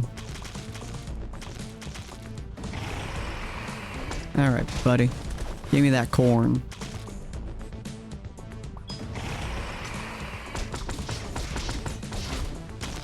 Give me the corn. Give me your luscious oh, you're good. Get back up, you son of a bitch! Did I tell you you could die? Your fucking moment with Jackalope last episode, god damn. Look, so good. I don't get a super big amount of opportunity to really throw my acting chops in. I can play a character's emotional moments, man. That shit was so fine, man. I never, like, especially with, like, this stuff, I never really got the full chance to really throw it out there with, like, Bill. Mm-hmm. Because, again, but nah, there was an opportunity with Jack, and I took it. Oh, I'm so excited. So, I'm playing, or not playing, but yeah, I'm doing King's Kindness, right? The sister campaign to Tyrant's Wrath, and man, I'm having like every now and again I'm talking to like Damien and Rose about. I would love to not be dead. I know, like, right? I have more than 2 HP. There you go. You have 100. This takes so fucking long. Good lord. He has more health than the final game boss. It's insane. But yeah, I was talking to them yesterday about the campaign, their characters and stuff like that. And they both do a fan-fucking-tastic job of playing their characters. Here. Get back up, I guess. It just said, fuck it, I'm gone. He's been trying to pop up on me constantly. I yearn to do D&D at some point. Yes! Fucking get it, Pocket. I want it. And we've talked about all your characters on standby. I keep telling you not to make them on standby. I won't put them in my games, goddammit. I want you to be in my fucking games. Give me your shit. Give me love. I need it. Oh Ow. my god. Yeah, I'm not having fun right now. I can't stay alive because all my damage is melee. Ow, what did you hit me with? Ow, what are you hitting me with? I just want him to die. Is that so much to ask? Oh my god. Hi, bud. Ow. Alright, you just don't fucking die. Ow. If I can hit you, fuck. There. Jesus. Alright, cool. Good lord. But yeah, we were talking last night about, you know, campaign shit and their characters and stuff. And dude, I get so thrilled when I get to just like fucking talk to folks about their characters and watch them info dump and just be so excited about the roleplay that they get to do and shit. It's so nice. Keep in mind, like, behind the scenes, you got to see a lot more. There's like an entire like built world of Jackalopes. Like, I went hog wild with it behind the scenes. Oh yeah. Alright, is that like, fucking there is... thing open? No. Boomerang? The fuck is the boomerang? I don't know. Hold on. I don't have it either. What the fuck is the... Oh. But like, no, I went hog wild. I built so much behind the scenes with Jack specifically because like he needed that, especially with how much of a jerk he was. It's like I have to have reason for him. There has to be logic behind how he acts. If I don't, I'm just gonna feel like a jerk. And so I went crazy. I built his homeworld completely, and it's like all in our jump chain. It is like so much built behind the scenes. It's ridiculous because like it's all in the jump chain chat, and it's like all there for the most part, with some vagaries for simplicity's sake. But it's like apparently like, you just collect it here with the cardinal. Oh yeah, which I assume like, is what we're missing because there's only shit we haven't done. Oh, did I steal it from you? Yep. Alright, back to it. Oh, plus side is right here. So, alright, collect it, you son of a bitch. Thanks, buddy. Alright. Now, did that open it? I'm okay. I am legitimately curious now. What the fuck we haven't done? Oh my god. Huh. What have we not done? Okay. So, is unlocked.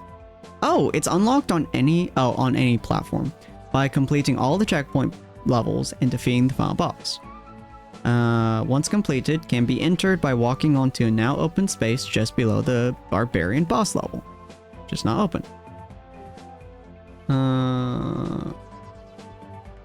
If one player completed all previous levels and finally beats the final battle, they will unlock insane mode, but they complete this last level joined by other players who have skipped some checkpoint levels. What? Okay, hold on, wait. Okay, question. The arenas count? I don't think so. Let me exit the game real quick. Yes. And we'll go, I'm just gonna pull up a local game real quick.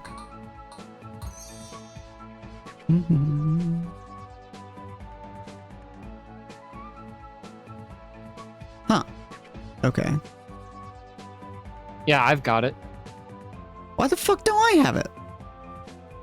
I have every level unlocked now. What? Okay. Do I have to beat the final boss by myself? Oh my god. I highly doubt it. If you complete all the player's checkpoint levels with one character on the last level, no player joins using one. Only a character who completed all the checkpoint levels will have insane mode unlocked. I invited you.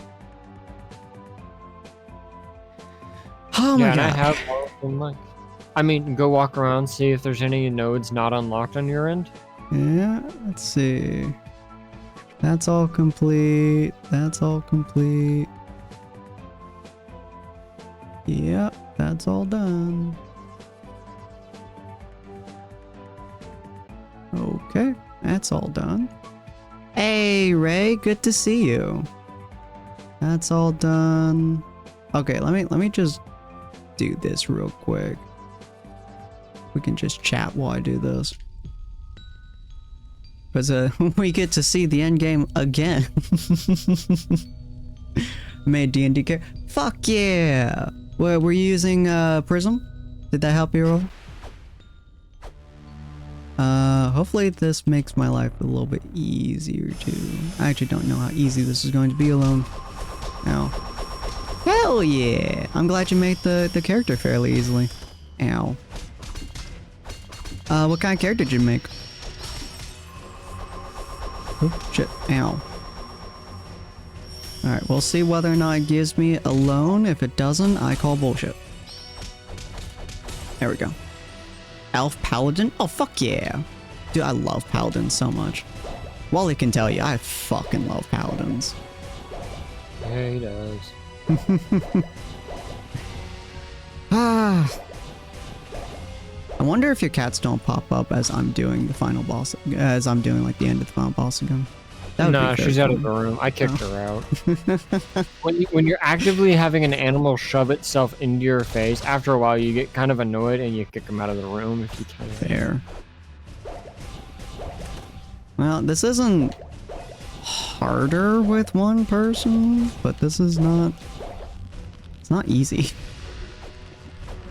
But yeah. I fucking love D&D so much. What was I talking about before? I feel like I was talking about something. Oh yeah, D&D characters and shit. That's right. Work have to go. No worries. I appreciate you popping in.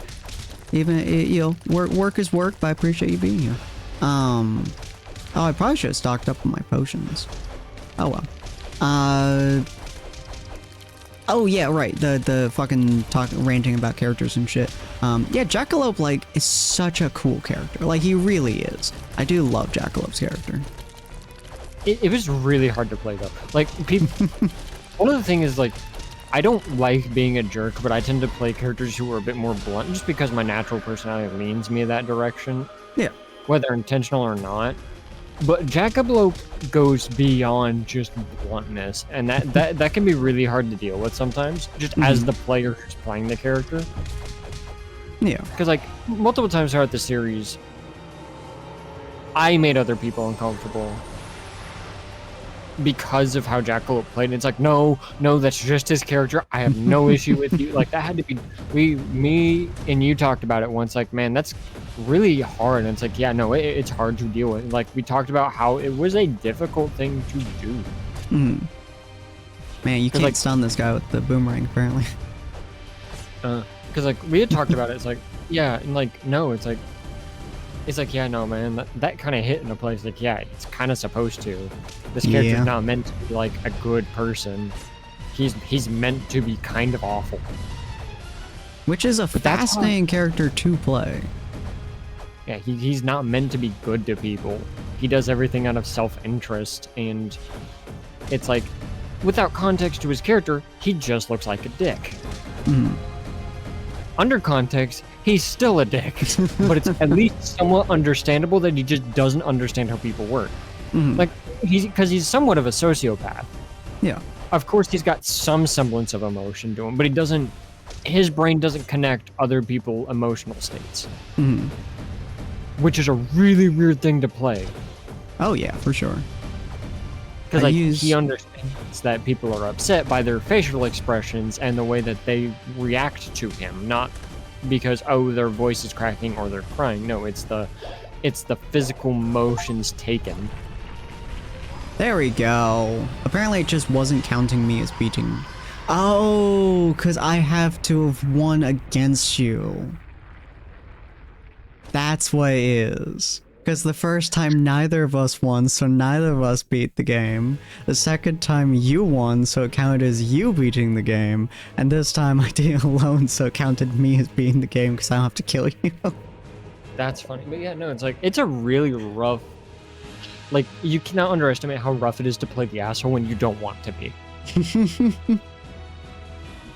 Like, you know, oh, everyone plays a jerk character because it's easier. No, if you're someone who doesn't like doing that, because a lot of my characters are well-meaning individuals. Across D&D, I mean, Bill was kind of a jerk to people, but he was also kind of just frustrated and was out of his depth, so he just panicked a lot. Yeah. But like other characters I've played, they're all well-meaning. They may not always be good at dealing with things or people, or in some cases just the environment around them. But like, I don't play characters that are typically jerks to people without good reason, and Jackalope isn't a character who's a jerk without good reason. Mm-hmm. And that's rough to play when you don't want to be, especially when you need to be somewhat like ping-pongy with one, you're playing a character with some form of PTSD. Mm-hmm. So you have to put that into perspective, because PTSD screws with people, man. Like, Oh, you gotta put hardcore. respect on how you deal with your character. And Jack's one of those characters who's just rough. Like, oh, it's not hard to be an asshole. Yes, it is. It is. It is so difficult to do it and do it well to where you're not actively taking that into your personal. Mm-hmm. And I don't take D&D characters into my personal at all. Yeah, you're being a butt, cat. I just Like, look your back cat in her. started just meowing as we walked past the cat statue. Perfect timing. But like, yeah, no, like, Jack is one of those characters that's just kind of weird, and there's so much lore that I built behind the character that no one ever really sees. We hint at it. There's moments of, you know, hey, there's a little bit of something that someone can grab.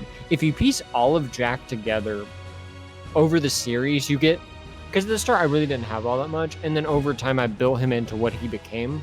Mm-hmm. But every moment of Jack making a very specifically off comment or stuff like there's, if you piece Jack's sentences together, you get the building blocks of his, like, where he comes from and what he was. Mm-hmm.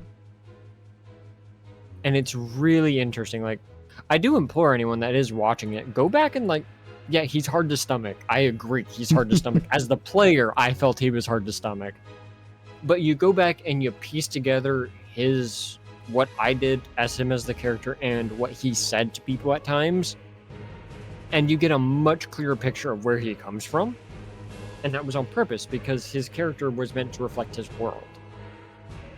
I do find it funny that one of the most, like, I guess most impactful moments that we got to see of Jackalope is the missing episodes. Just him fighting with Lynn on the whale. Because that was such an impactful moment, because he was such a dick at that exact moment. Like, such an unbelievably hardcore dick.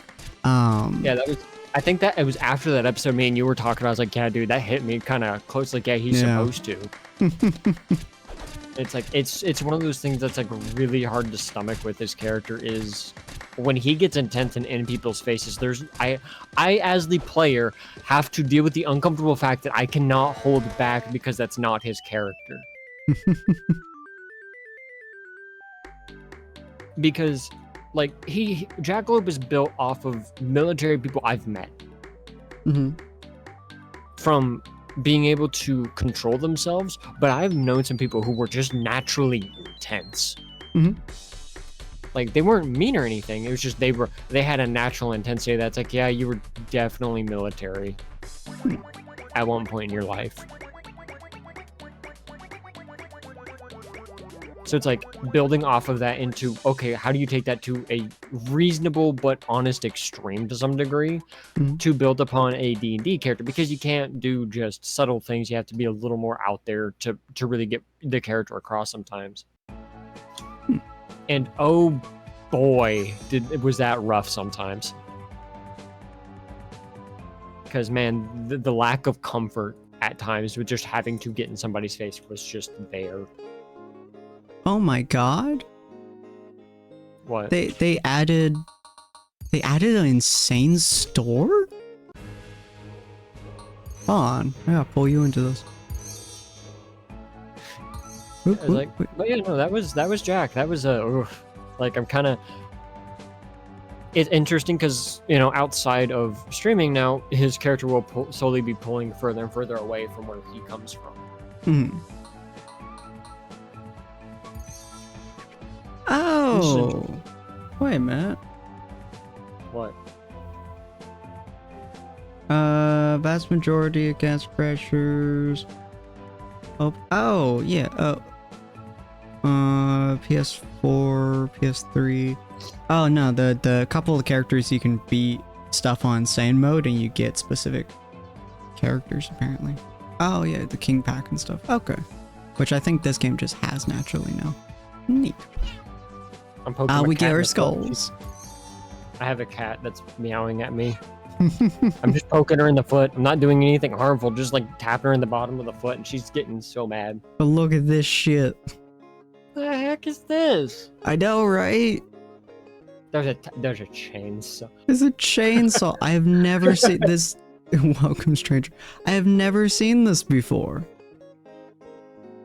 Huh. Yeah. This didn't exist in the Xbox version. Huh.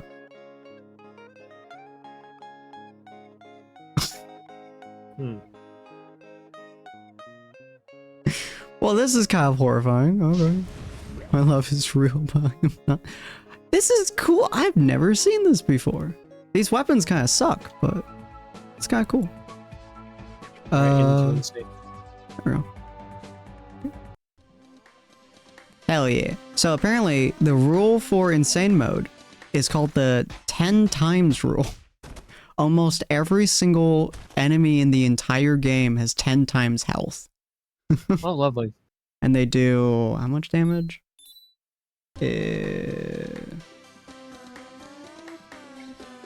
Oh no, it's just 10 times more health. Yeah. Puppy! Puppy. I don't think they do extra damage. They might. I'm not seeing too much on it, but let's see. Woo!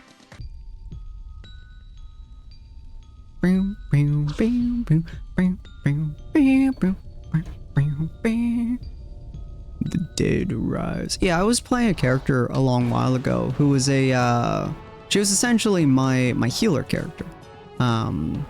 And I made her as effectively just a pacifist healer. So she was a Asimar. What was it? It was an Asimar. Oh, this is not as hard as I was expecting it to be. It was an Asimar Divine Soul Sorcerer Light Domain Cleric. And she was raised inside of a church, which essentially raised her as a healer since like the beginning of her life. So she never knew anything other than healing. Or effectively for her entire life. So she grew up without really knowing what it was like to care to a degree. So a lot of her character was that she was semi-emotionless. She just, the only thing she would do that was emotion or filled with emotion was that whenever she needed to heal, she would put on a face to make it so the people she needed to heal were more comfortable around her, so they wouldn't fight her when it came to being healed, basically. And it was a really fascinating character to play because I don't really play pacifists very often, or have them in D&D very often. But she was really interesting to play, but also really, really hard to play, because she would heal anyone and everyone, regardless of their affiliation or even if they were enemies, if they weren't actively attacking or actively being attacked.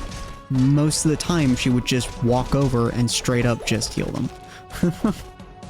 Which is not the greatest thing in the world when your ally leaves somebody alive and you immediately go and full heal them. At least, you know, it's usually not the best thing. My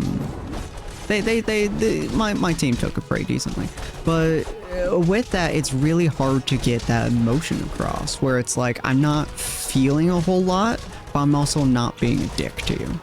You know, at least not actively. It's just that, you know, I'm just not, I don't feel things the same way you do, basically. Fascinating character to play, 100%, but really hard to play.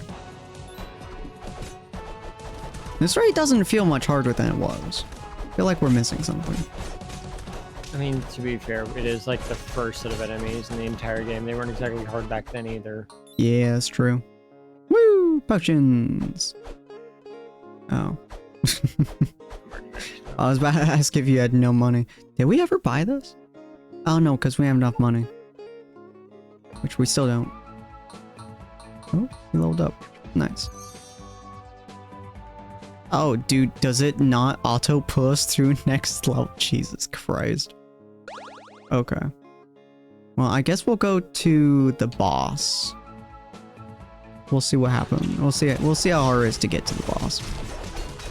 But yeah, I love playing different D&D characters. My favorite character to play is always going to be Arthur, because he was just the dad.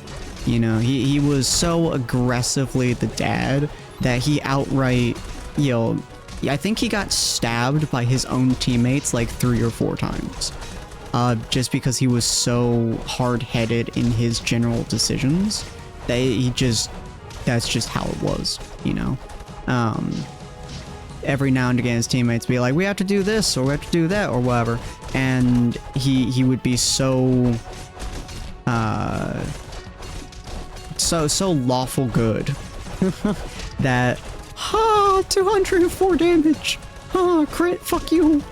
But he would be so lawful good basically that he just refused to give up on any of his principles and damn near killed his team multiple times too. But he was such a fun character to play. And then a character I really want to play. I've done a little bit of roleplay with her a few times. But I really want to play. Oh my god, what's her name? Hold on, let me find her name real quick.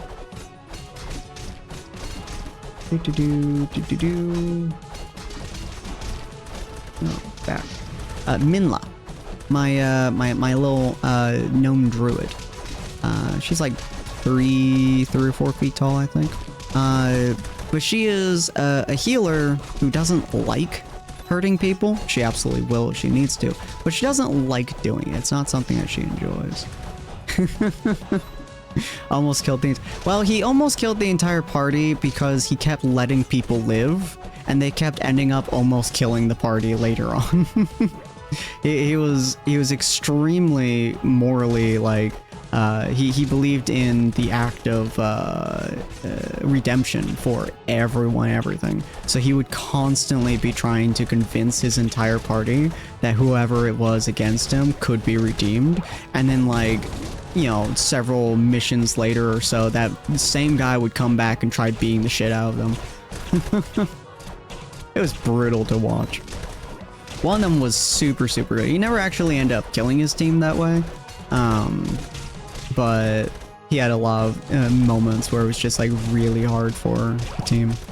It worked so well though. They were such a good players. Cyril was one of them actually. He played Locke, a pyromancer, or not pyromancer, but he was an artificer gnome who had a passion for pyromancy. Damn near ended up killing Arthur quite a few times by lighting him on fire. It's very funny. But he also ended up being Arthur's best friend and giving him a self-made shield that Arthur carries with him to this day. Beautiful. But Minla is one of my favorite like concepts for a character because she's pretty much blind aside from being able to see mana flowing through creatures. So she can't see anything physical, but she can see, you know, lifeblood basically. Which makes it really interesting to play her because effectively she'll either have disadvantage or just straight up fail any perception checks relating to sight. Just depends on DM in that case. But she is, you know, super sweet and just the healer, but also is absolutely like, I will beat the shit out of you if you decide to be an idiot.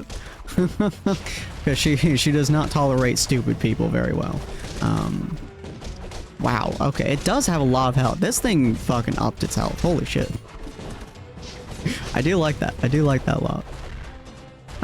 But she's such a fun character to play. And if I recall correctly, you enjoyed playing Buck for a while. Buck was fun, but it was also like one of those things where he got really hard to play. Mm-hmm. Not because he was necessarily a bad character, but because when you play a mute who has to psychically communicate with people, who's also slowly losing their will to live and sanity due to other players' stuff. Oh, so that was another one of those cases of, it wasn't necessarily bad, it was just like, things got rough to deal with when, but from like, different players and and then me at the time having a really hard time staying awake due to just overworking myself constantly due to different things at the time. Fucking push yourself to the extreme 9 times out of 10. And then by the end of the series, it was like no one's really into it, so it made it hard to really care. I still think he's probably one of my most devastated characters from things that actively happened within the campaigns. One of the silliest as well, but also probably one with the most cause for destruction. He had so much. He was the like, I have the reason to become a villain kind of character. I love that shit. And it was all thanks to another player in the campaign. Yeah. That shit fucked you so hard. Cardinal, find other shit for me. Thank you. I am I was ascending slowly. I'm sad. To the moon! Oh, sleeping baby. Fuck you, sleeping baby. Yeah, you had a few characters that were like just really, I feel like they were fun to play. I don't recall whether or not Dollhouse was fun for you. Yes and no. Dollhouse was a fun character, but we really didn't get to live up to his concepting. Yeah. But that was because of Kane didn't agree with it, and I was like, fair enough. But we'd never lived up to the concept of he's a completed jumper who's there purely for the fun of it, and to fill in for Buck while Buck is having his competition with Jump at the time. And it was like, well, that kind of defeats the purpose of his character. He's not really meant to be the character to gain things from this. He's the doll acting as a person. He's a completed jumper because he is a jumper before jumpers. Yeah. But he was fun, more or less. Sadly, we really didn't. Did we get on a bridge beforehand? Yeah. At least I think we did. I don't remember this part of the level at all.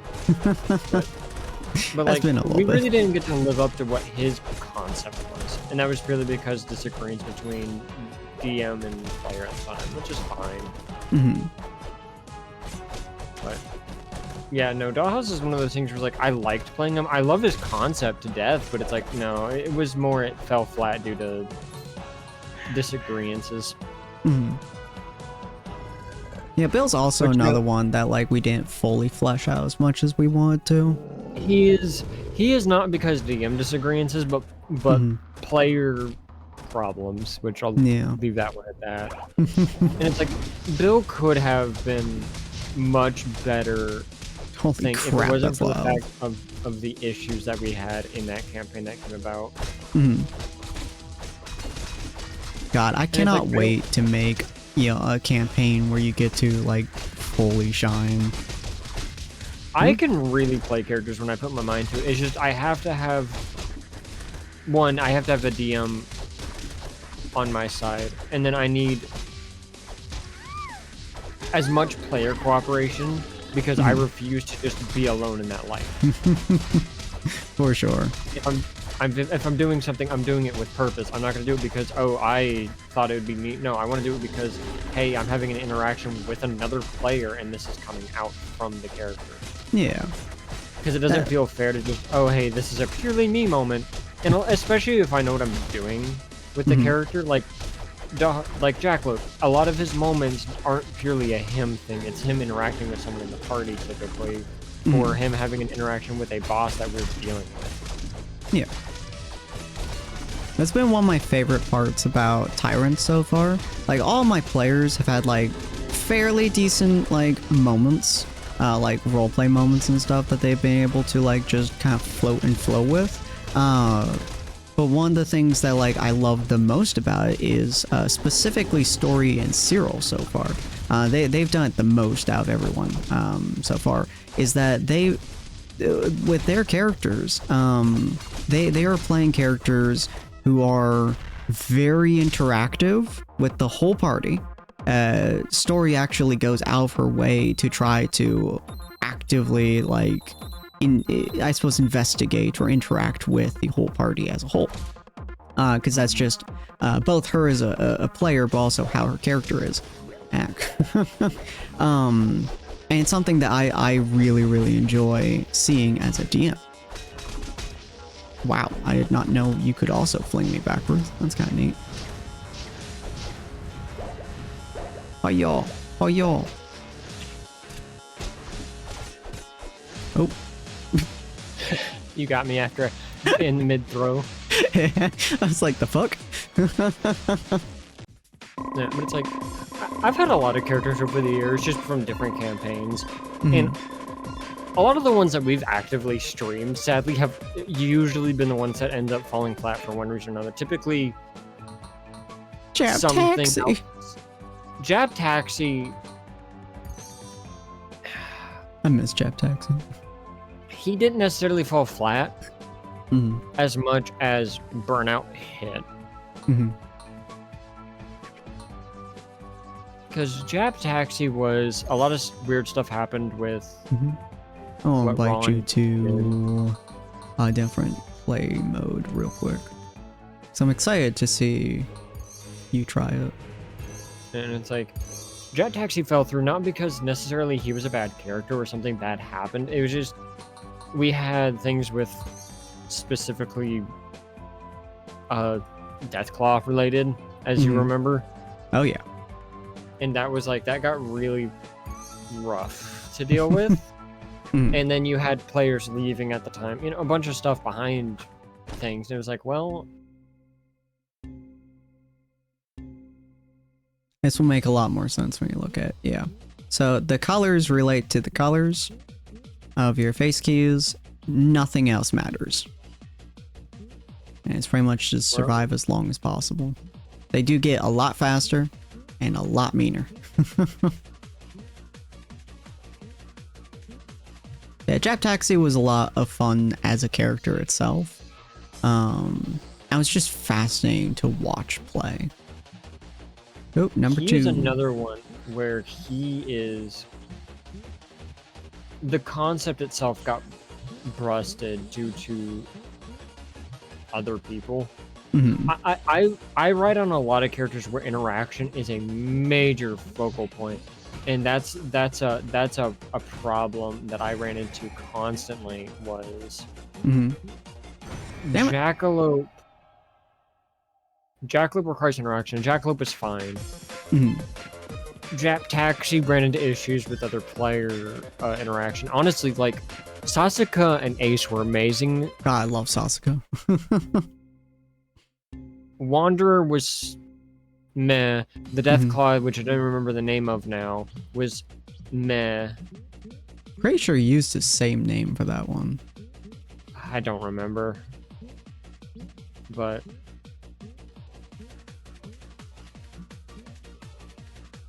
Yeah, trying to remember the colors. God, it hurt my soul to do this. I did this for 4 hours yesterday. Just for what? Just for an achievement. Lasts for 2.5 minutes and you get 1 achievement. It was brutal. Yeah, it like, I loved Sasuke. Sasuke is one of my favorite characters from that campaign. It was so fun to see her. Ace was also just... chef kiss. So fucking good. I love that shit with a passion. I hope I don't accidentally be capable of hurting you.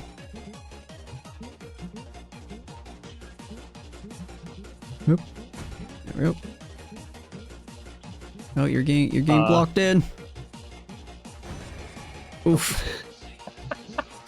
Potion. Why is there a potion? What the fuck does the potion do? Oh, shit! Oh. I can revive you! Huh. Wow, that makes this game way... Okay. Collect it, Wally! Collect it! Go! Oh. No, I tried. But yeah, no, like... And then you have characters like stinking, you know, Dollhouse had his moment. He had good moments, but it was kind of like there's a lot of iffy things here and there. It's like Mhm. a lot of the characters that I've had, specifically in this stuff, just they fell flat in a lot of cases, and it's not DM fault, honestly. Mhm. It was more player interaction was either lacking or something happened that you necessarily didn't have control of.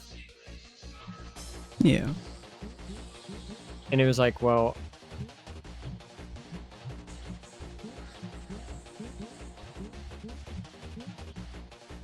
you know, there's nothing that can really be done here except kind of hope. Play the cards as they lie. Which, I mean, I did decently well, especially with Titans. At least in my opinion. Like, Titans was hard to deal with. Titans Can was I very hard help to deal all with. of you? Apparently not. They're really wanting you. I don't know why they're wanting you so bad, but they're really wanting you. Did you like piss in any of their cereals today? You know what they say about that, you know? If you piss in their cereals, they're gonna get angry at you. I thought we discussed this already. Oh god. They can try. But Oh, I'm God. making Oh piss. god. Oh god. Oh god. Oh god. Okay. Okay. I'm getting stuck. Why are you over here? Because Oh shit. Okay. yeah, that's rough. Yep.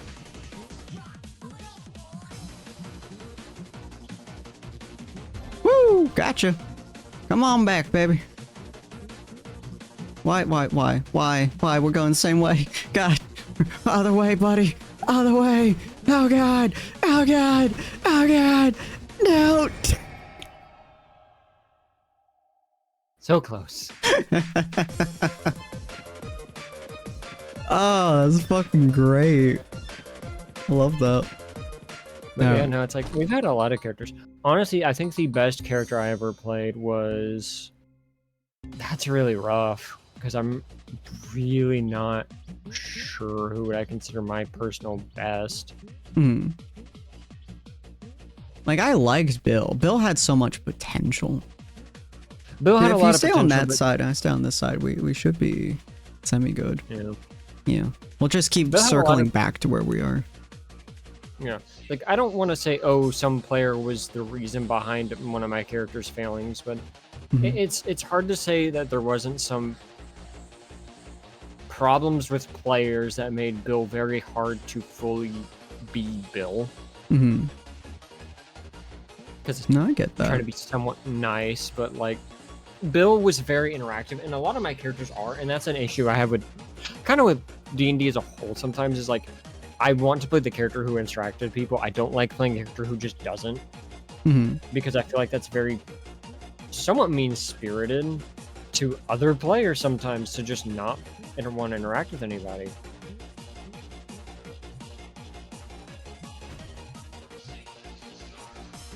Get weed. I guess they're coming back to me. That's fun. Yeah, but it's like, you know, I don't want to play the character that just doesn't interact with his teammates. Who, you know, that just doesn't sound like one. Yeah. It just doesn't sound very fun. It's not a particularly interesting character to watch or honestly to play. No.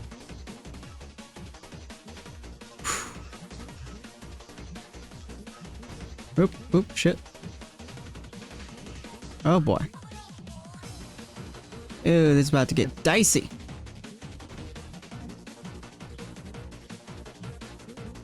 Oop. Oop, shit, I might die. Oh shit, oh shit, oh shit, oh shit, okay. Oh, they're going after you, thank god. Nope. Okay, where is it? This is about to become a real savage problem. Fuck.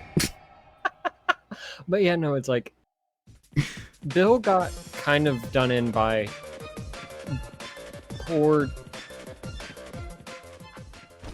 poor teammates. Honestly, like not even like some of the players, because people get better over time. But it's like Bill was very interactive with people, and that kind of became a thing that ended up doing him dirty in that campaign. Not necessarily because people are bad and they should feel it. No, it's because just comfortability wasn't there with his character for other people. Yeah. When I first came into that campaign, Bill's start was not great due to a player misunderstanding the concept of Bill. Hardcore. And then him honestly just it being kind of awful to deal with. I was like, okay, whatever.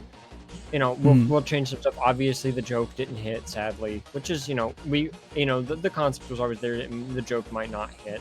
It was like, okay, we'll just do some slight adjustments. I'm always able to do, Yeah, and it's like, okay, that happens.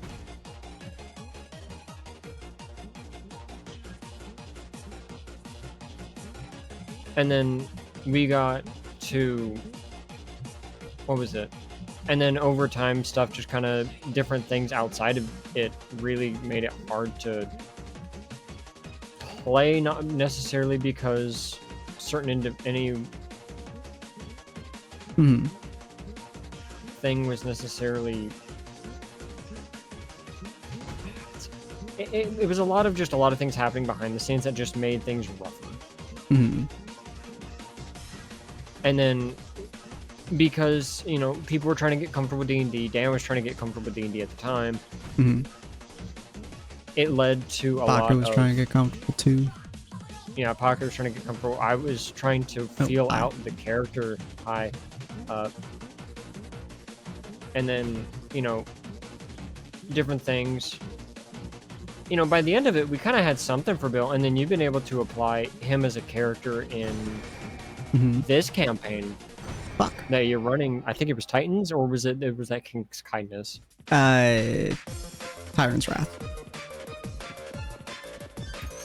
And it's like, I know you've been able to apply him somewhat there as kind of just a concept, which is really Let's go back to the main game real quick. That thing kills me. Just Bill. Bill had the possibility of being much better than he turned out being. I could have played some of my cards right, but I think a lot of it was, okay, I just didn't have my party and I just didn't mesh. Not in that campaign, which happens with that character and that party. It just didn't mesh super great. And Bill was one of those characters who was going to go off on his own and do his own thing anyway because he doesn't listen to people. Oh, yeah. That's just not who he was. You can't sit there and expect someone who doesn't listen to you to start listening to you just because you say so. Yeah, the amount of times that I was like, listen to me. He's like, I'm clearly not going to. And they're like, oh, I know worries, Dan. Like, you played Oliver fantastically. Oliver was a good character, but Oliver was also one of those things where he was more of because of how you decided to play him, he was more of a background character, which is fine. That is fine on a character. Background characters are fantastic. Yeah, but specifically, if I had to point out a character, Eleonora was probably the one who made it the hardest to play because it was very much her way or the highway, character-wise. And Bill was just never going to be that. Ow, I forgot you guys don't care about my lightning. And it's like, and Bill was one of those characters who was very on his own mentality. And you had to kind of work with him on that. But there was never a sit down with Bill of, hey, what's your thing? What's going on here? Why aren't you listening to anybody? And instead it was just specifically just Ellie constantly going, you need to listen to people. And he asked her multiple times, why? And she never gave him a proper response to that. So he never listened. And it's like every character had different things, but just the group and Bill just didn't mesh super well. Not because necessarily all the players were bad. Rowena was amazing. I love Oliver was a background piece that constantly was on doing something. Oh yeah. Dude, the fact that Oliver had so many things going made the story progress so nicely. But Kat was trying to figure herself out. Right. So she was trying to get that sorted. Rowena was a good character, but she wasn't always able to be there, which did make things a little rougher sometimes.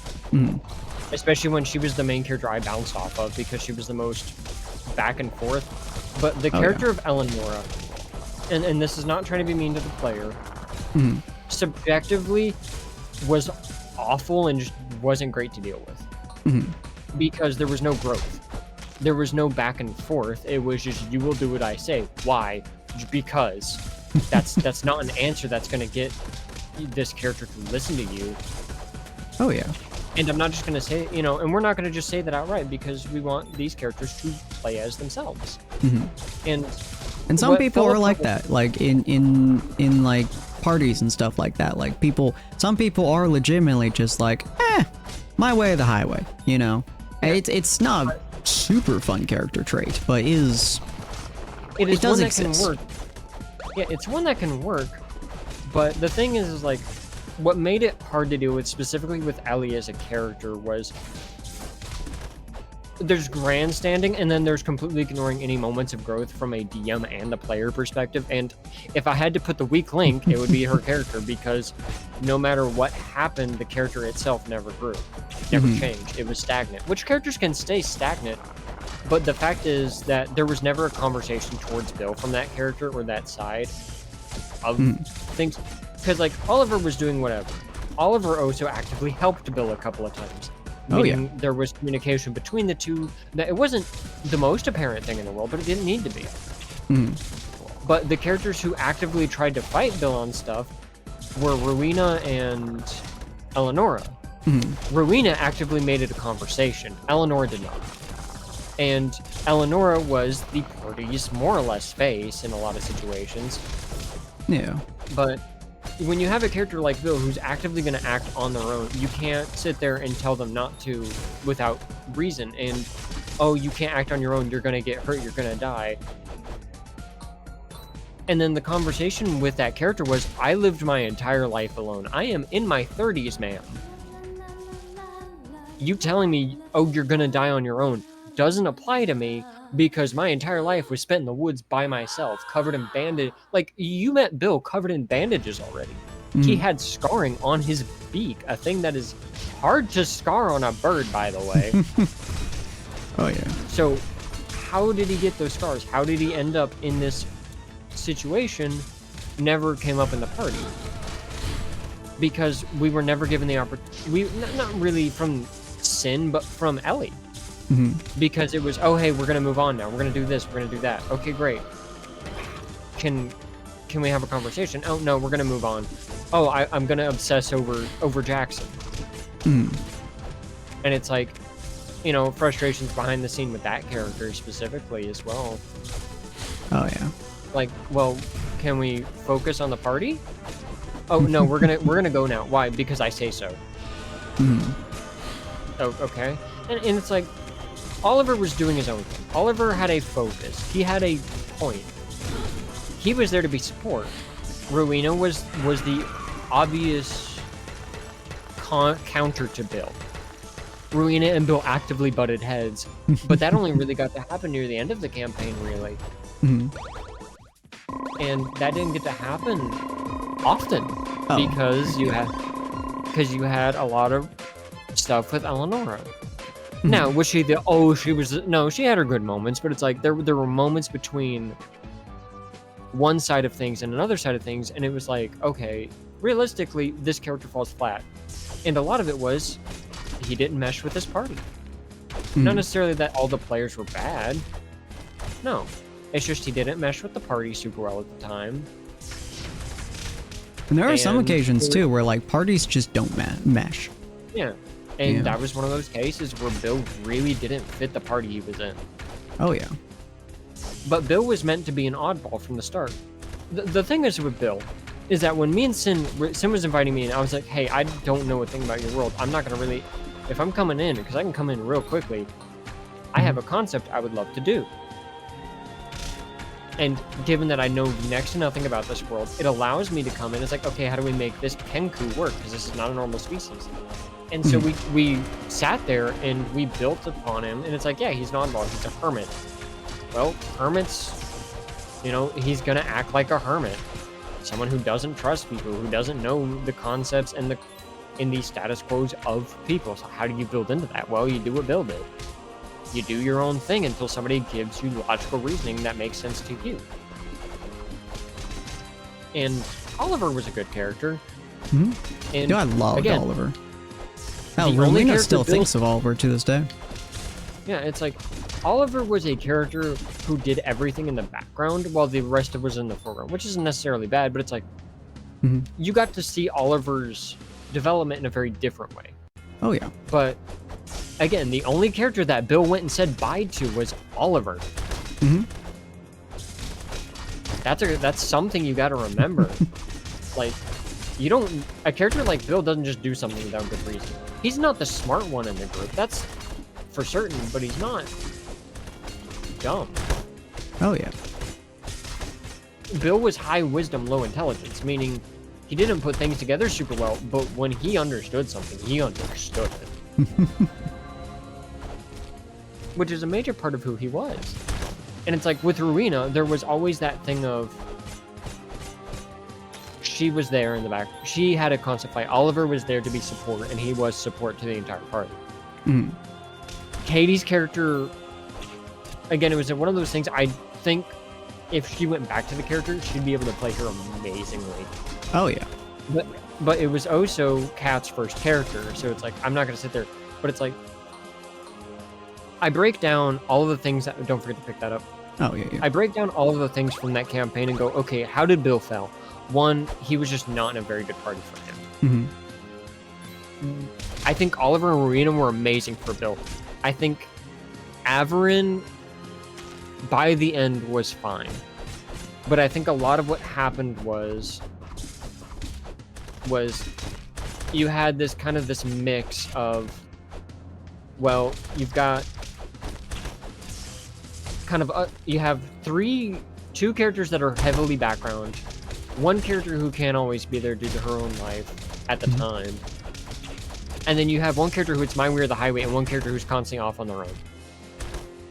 Because Bill wasn't going to do It's My Way or the Highway, and Eleonora, as both the player and the character, just never bothered to really sit down and learn who Bill was. Because Bill was willing to talk about himself, but he just, no one ever asked him the questions, and Bill's, again, high wisdom, low intelligence, he's not going to think to, hey, maybe I should talk to everyone about who I am. He's going to go, cool, I'm going to go drink now. Bye, y'all have fun. If you need me, call me, you know. He was independent. Which, yeah. You know, just didn't really work out for that party. And outside factors did play into how Bill ended. Because I was so sick of certain things going on in the background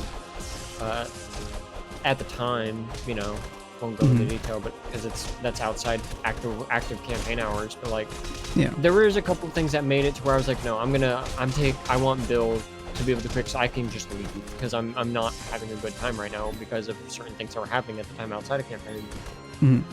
And so Bill's ending became what it did. He abandoned the party. But Bill was always like that. So it kind of fit, because Bill was always forward moving. Yeah. Bill he was never Bill. stopped. Bill was a very... What's the word? Forward-moving character who actively chose to actively be always trying to put his best foot forward, but always trying to move forward. And he didn't damn it. I don't have any health potions. He didn't think of the repercussion of stopping, of slowing down to talk to your friends. It was, hey, I'm gonna go do this thing, y'all have fun, bye. And there was never that conversation from the party, really. There was Ellie yelling at him, but that doesn't really work when you're talking to a 30-year-old like a 5-year-old. Yeah. Because Bill wasn't young. Bill was an old man. He was middle-aged for his race. He was literally smack dab in the middle of his race's age range. He was an old man. He acted young because he's not the brightest. But he also would not take the blatant disrespect that he was shown from Ellie as a character.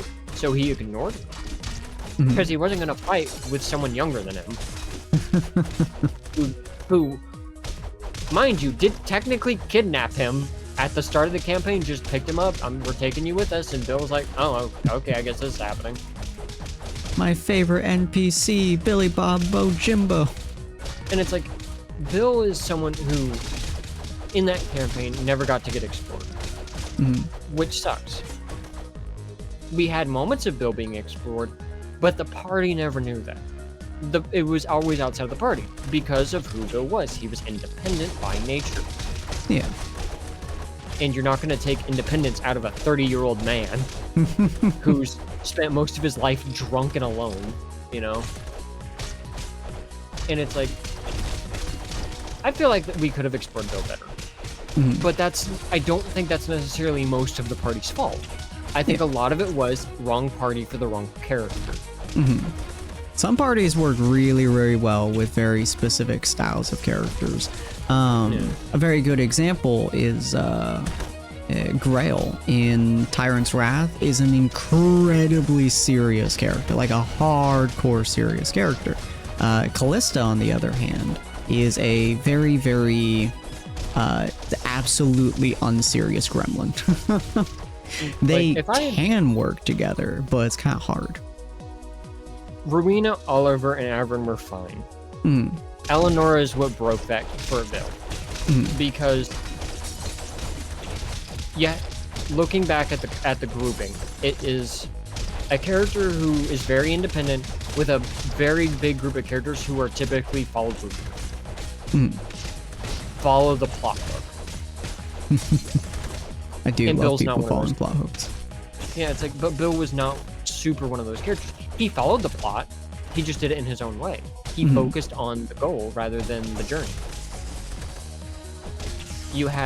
And the whole story that Bill got to play throughout the campaign was you watch somebody go from whimsical to downright depressed. And that's what Bill got to be in that campaign. Which I don't hate necessarily. Because I think it was a very good thing to have this character go from, especially for that world, this character going from being jolly all the time to just depressed by the end of it. Holly jolly Christmas. Realistically, who got to really explore that? Well, the DM and me, which doesn't feel fair to the other players in that campaign. Avern got to see it, Rowena got to see it, Oliver never got to really talk to him about it. Eleonora never treated Bill like an adult, which was a frustrating thing just from the player perspective of she's not understanding how this character works.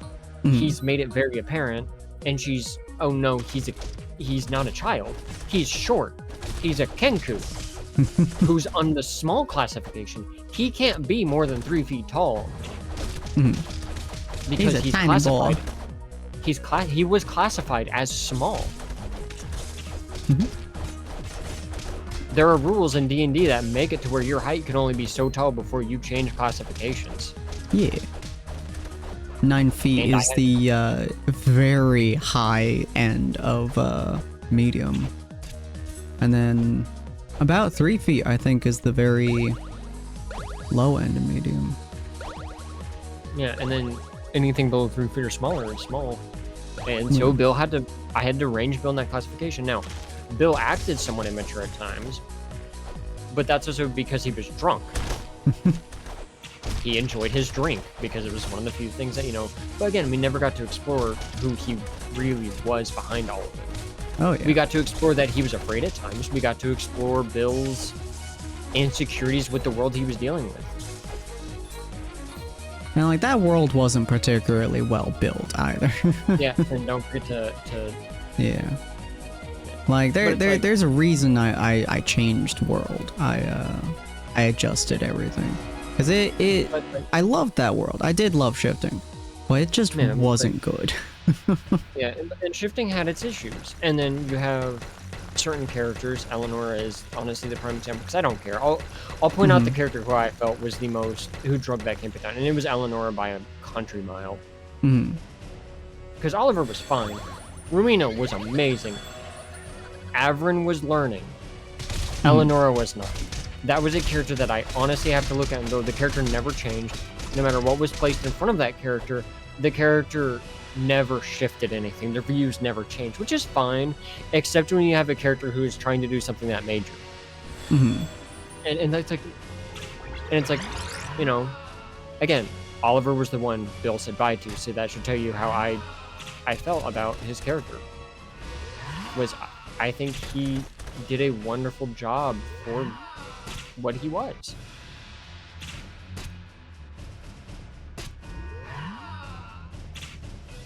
And I think he did an amazing job with that. But I think it was a mix of wrong party for the wrong character,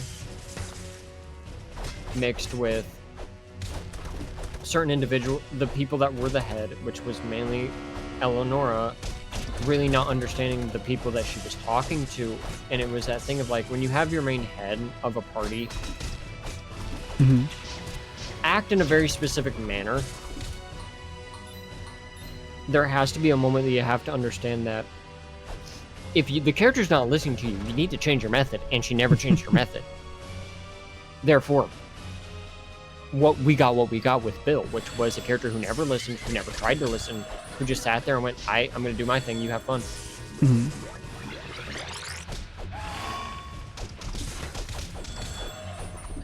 And, you know, that's what we ended up with. This again, should go a it's lot mix faster. Yeah, and it's a mix of things. And it's not just, oh, hey, it was just the other... No, I could have done better with Bill in certain aspects. Hmm. One aspect that I think I failed Bill was honestly just trying to get who he was across at times wasn't always easy. Oh, yeah. And I think I made a mistake a couple of times trying to get people to understand his character. And like, it's always tough to have a character who is like having hard mental stuff as well. Like, a lot of people, it's obviously a big thing of like, you know, hard conversations are, as the name implies, hard. Especially with certain characters, especially like somebody with hardcore anxiety, someone with hardcore PTSD, like Jackalope and stuff. Like, they're difficult characters to watch and play because they hit such a very specific niche. You know, Bill hit, like, obviously he was an alcoholic, but also, you know, depression, anxiety, terror. You know. Yeah, loneliness was a major thing. Keep in mind, he was the only one of his entire species you ever saw. Yeah.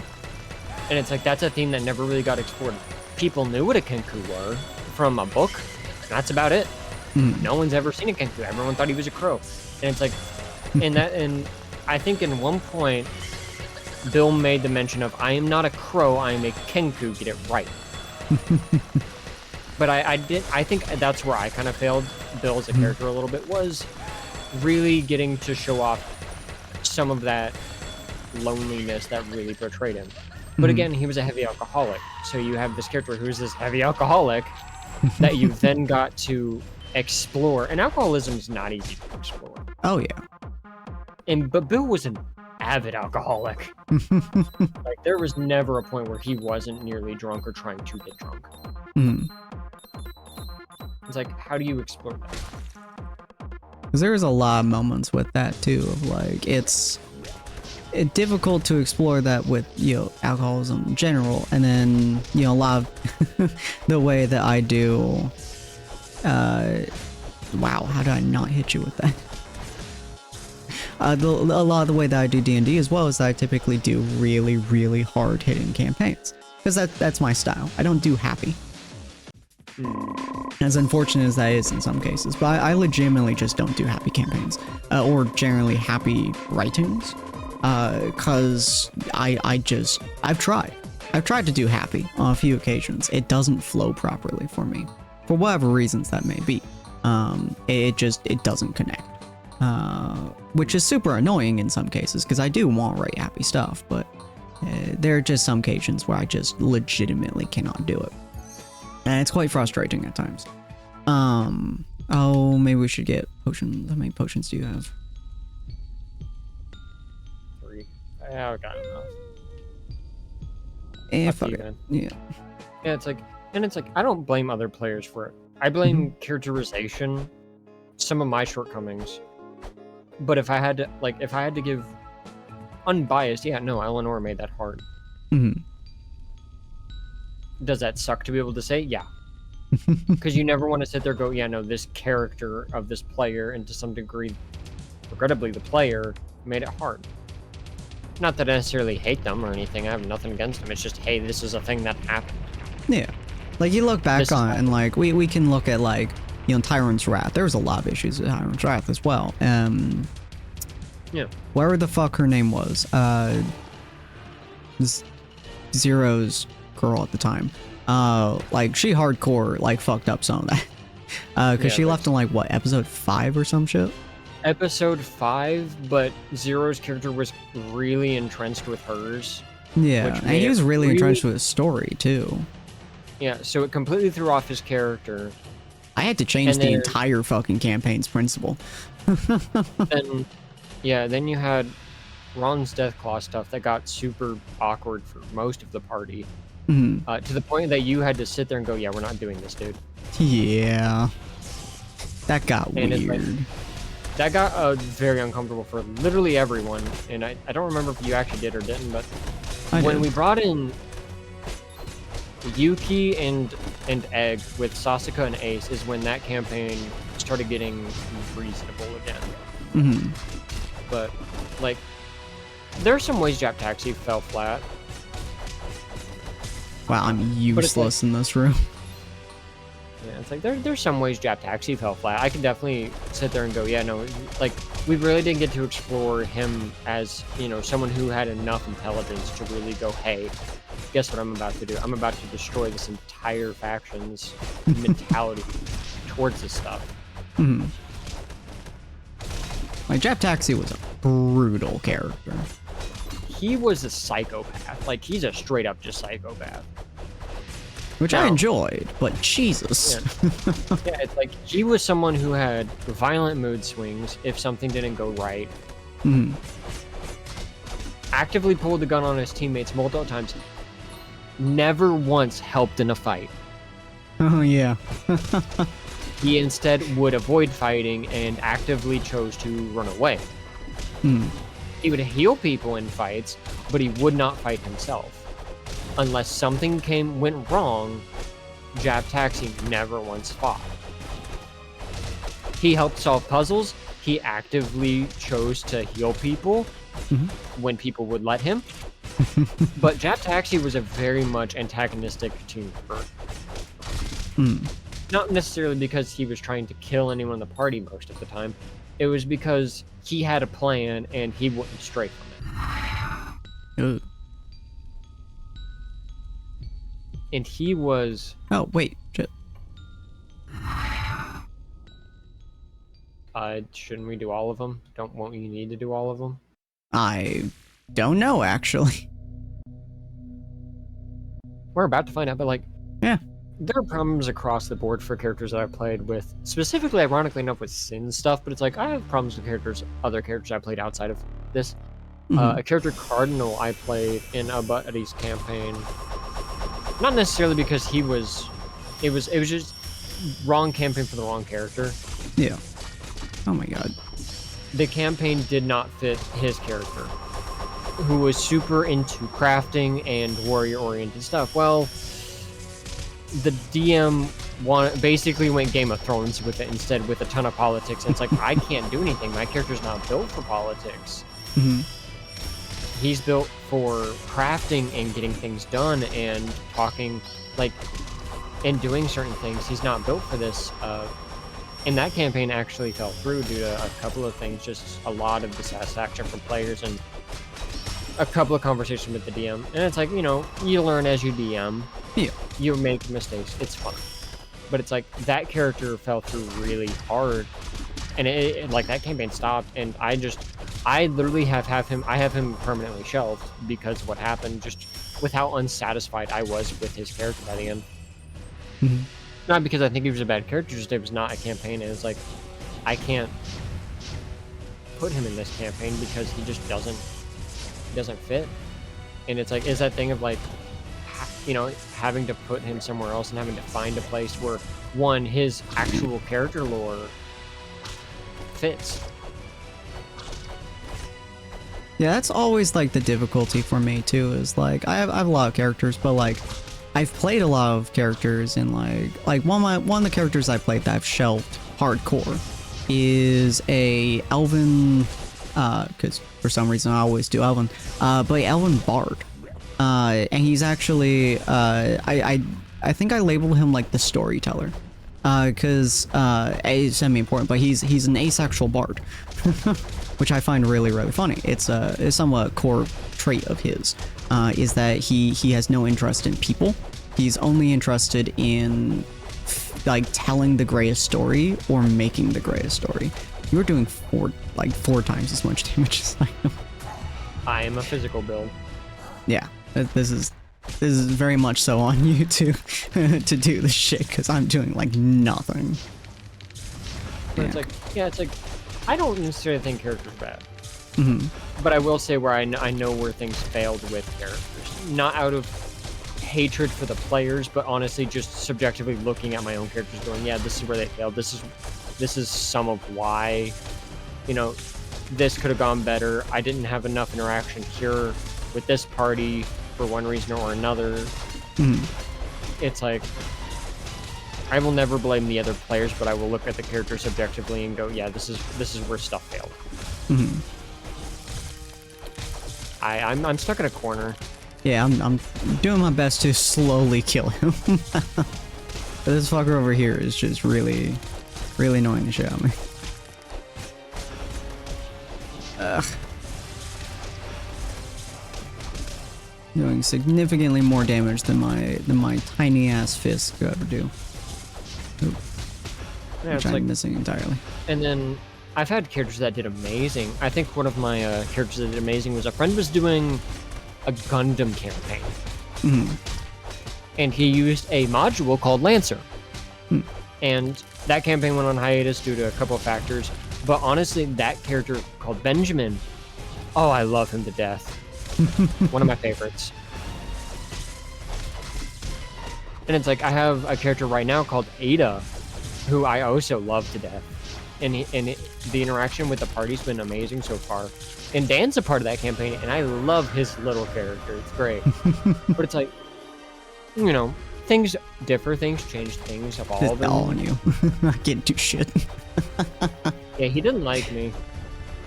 But like, it's that thing of like, you know, I can talk about how certain characters are good and bad. Uh-huh. I definitely have made my mistakes with characters, Bill included. But it's like, there's always something to learn from every character that we've ever played. The very first character I ever played, Kala Utan, Mm-hmm. I will never go back and replay that character. Because I've moved past her as a character. Mm-hmm. Not necessarily because, oh, I think I thought I don't think I can recapture her. No, I think I could do her 10 times better. Mm-hmm. But I think that would defeat where she sits for me, which is the very first D&D character. I went uncomfortable as I could. Mm-hmm. Which was female tabaxi who's a mom who lost her first kid, Mm-hmm. who's trying to find her husband. And I love her as a character, but that's a really dark topic for a character. Oh yeah. And I can see DMs not always being comfortable with that. But also, she's such a unique character, and it holds such a very specific place in my heart that I never want to revisit the character. I never want to replace those memories Mm-hmm. with a better version. I want the mistakes. I want the sometimes poor writing, because that's how I want to remember her, as a imperfect character. There we go. Oh, You know, stinking Tolson, for all of the problems we I have love with that, Tolson. for all of the issues. I got win this fight, by the way. Gotcha. Yeah, I'm trying to get on the crystal. You know, for all the issues with Tolson, you know, I still like Tolson as a character. Did I make a lot of mistakes? Yeah. Mm-hmm. And then we've been fixing them with the book. I have But it's so like- many mistakes I made as DM back then. Jesus Christ. Something that I want to preference specifically to Dan. Don't ever think if I ever had a gripe with Oliver or I said something that was kind of mean about Oliver, don't take it to heart, because you're improving always in D&D. I think that's a big thing that everyone who plays or wants to play D&D is, your first character or your first set of characters may not be the best. People will think negative thoughts about characters. It's fine. you will have negative thoughts about your own characters. But that's a point of jumping up. That's a point to look back and go, look how far I've come with these characters. Look where I started and look where I am. It's a point of preference or reference, sorry, not preference, of where you come from and when you're going. Especially with character building in D&D and storytelling in general. Your first character you create will not be your magnum opus. Magnum opus. I'm pretty sure it's magnum opus, yeah. However, I had to think about it for a second. Yeah, I had to think about it too. I was like, opus, that sounds wrong. But they will be your starting point. Never take your earlier characters and comments made about them in a negative or positive manner to heart. Take it as this is what you built for. Oh yeah, it's a learning lesson. Was awful. Tolson was awful. I can tell you right now. Hand on my heart, hand in the air. Tolson was not great when I from the very first campaign of tabletop we ever did. He was awful. He was edgy. He was annoying. He was unhelpful for the most part. He was strong. He was fairly well made for the time. But I look back at it and go, he was annoying. He wasn't very helpful. I didn't roleplay him very well. I made a ton of mistakes early on with him. I should have left the campaign earlier than I did because you could tell I didn't have passion for his character halfway through. Mm-hmm. And then you go to the very next character, which was Kahlo. And I didn't play into her paranoia very super hard. I didn't play her paranoia super well, especially back in the day when we were recording it. Mm-hmm. I definitely grew as a character with her over time, which was a good thing. But I also don't feel like I hit every note I should have. Mm-hmm. Then you go, we click up one more, and, well, where do you get to from Kahlo? Well, for me, that was Jap Taxi. That was Buck. Buck fell through in some places because for as serious as this character could be, it never felt like we took the campaign serious enough for his character to develop anything past his trauma. Man, it was so rough. He was a punching bag for the party in a lot of ways, which isn't necessarily a bad thing, but it was like him as a character never got to the point where there felt like there could be any necessitated growth. Mm-hmm.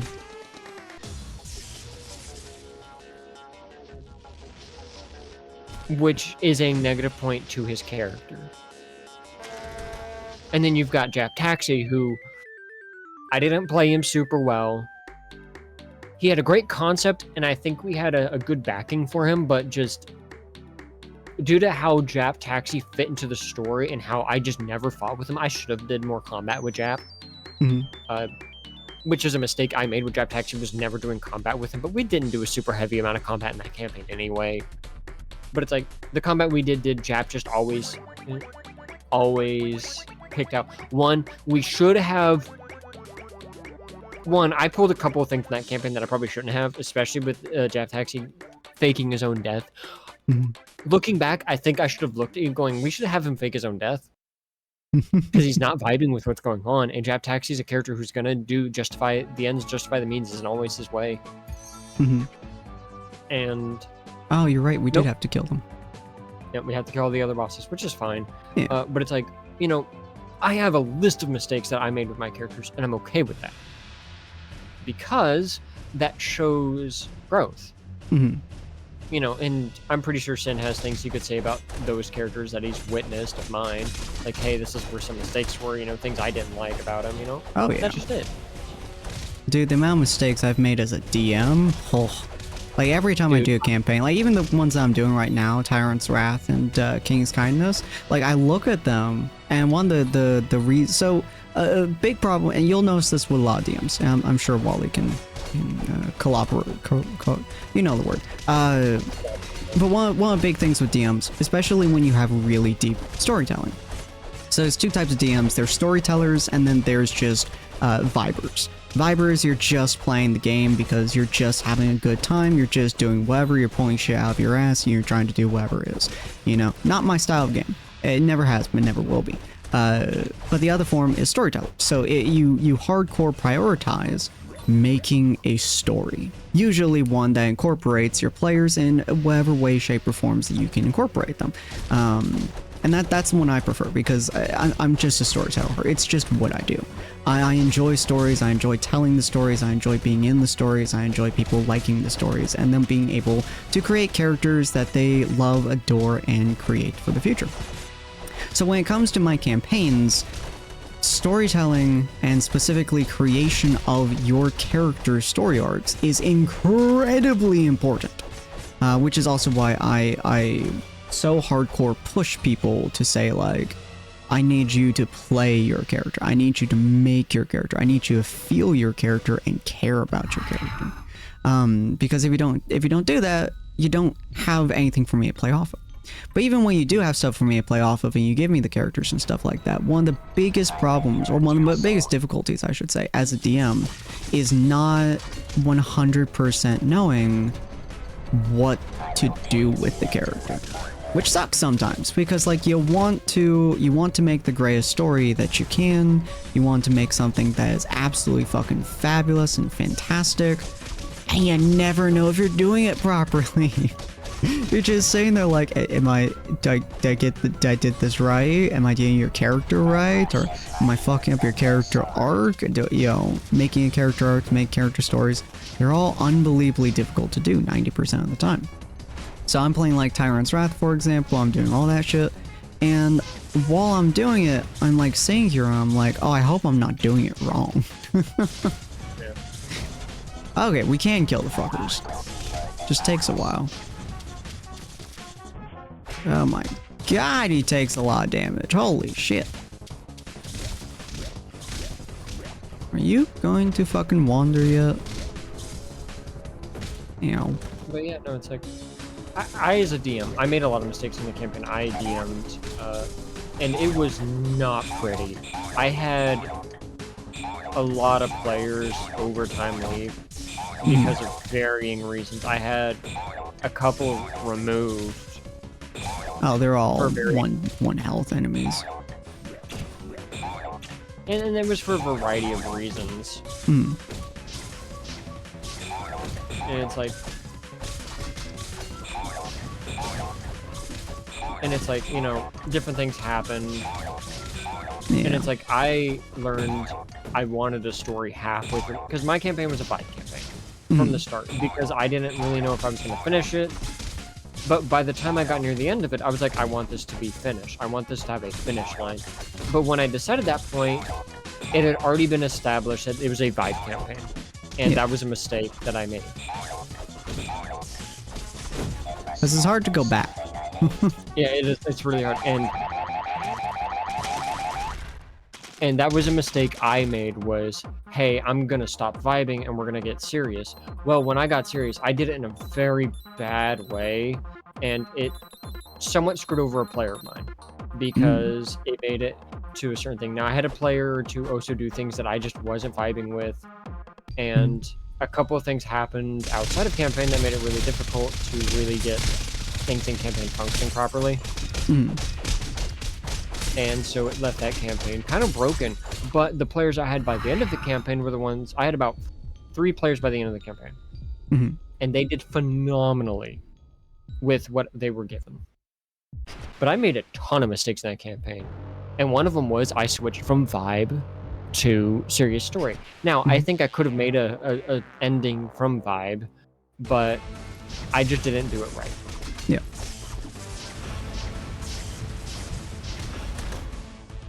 Which, it happens. Yeah. And you know, I've been slowly building a new campaign. And it's a story campaign, it's not a vibe campaign, because I want a story campaign. But it's like, it's one of those things of you have to learn. And you have to learn by doing, too. Yeah, and some of it is growing pains. Ow. And the thing that sucks the most as a DM, when like you have a really bad, like you have like a player that doesn't enjoy their character very much. Like Tolson, for example. When you have a campaign that has a character like Tolson, where like it's a good concept, because it was. I did like the concept. That's why I'm remaking it. Well, not remaking it, but you know, remastering it basically. Wait a minute. Wait a minute. Wait a minute. Wait a minute. Aha! I knew it. Fuck you. I was like, why is there a fucking skull and crossbones right there? What the fuck? That's a pure positive weapon. How strong is it? 2 in magic, attack, and agility. Oh, that's pretty much the same as the endgame weapon. Nice. But yeah, and so, when you have a campaign like that, and you have a player that like loves their character, and you have a moment where you can't do much with that character, unfortunately, which does really suck. The thing that sucks most as a DM is you have to watch them not want to come back to that character ever again, which sucks, because you know for a fact that you're one of the main causes of them not wanting to do that, because you are. It sucks heavily, because that's like the worst feeling that DM can have, is knowing that they are the reason that their player is not playing a character. And man, is a brutal feeling. Dude, it sucks when you know for a fact you're the reason. Like, I've had it a few times in my campaigns now, because I know a few folks who are like, yeah, I would never play this character again, pretty much ever. And, you know, sometimes it's because of situation, sometimes it's because whatever, but it's like, knowing that your campaign is where their character began and where their character ends is a brutal feeling. Yeah. Hell, fucker. Like, I tend not to replay concepts. Not because I dislike concepts and characters, but because I legitimately don't want to replay characters if I can help it. I've explored that character's avenue. I want to explore other things, you know? Yeah. And that's never necessarily a negative thing. It's just, hey, that's how I play D&D. I want to explore every avenue possible. Oh my god, can't fucking see me. There I am.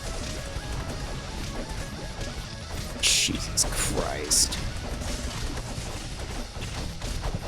Oh, I'm getting the shit kicked out of me. There we go. Okay. Woo! Alright, I'm alive. I'm not. Yeah, it's really nice when you make a character, or when you have a party of people, you know, like you have a party and you're doing it, and you make a campaign that the other person enjoys. Ow, you have a lot of health. But the other person enjoys, and they never want to redo their character because they feel like they have accomplished their character. You know?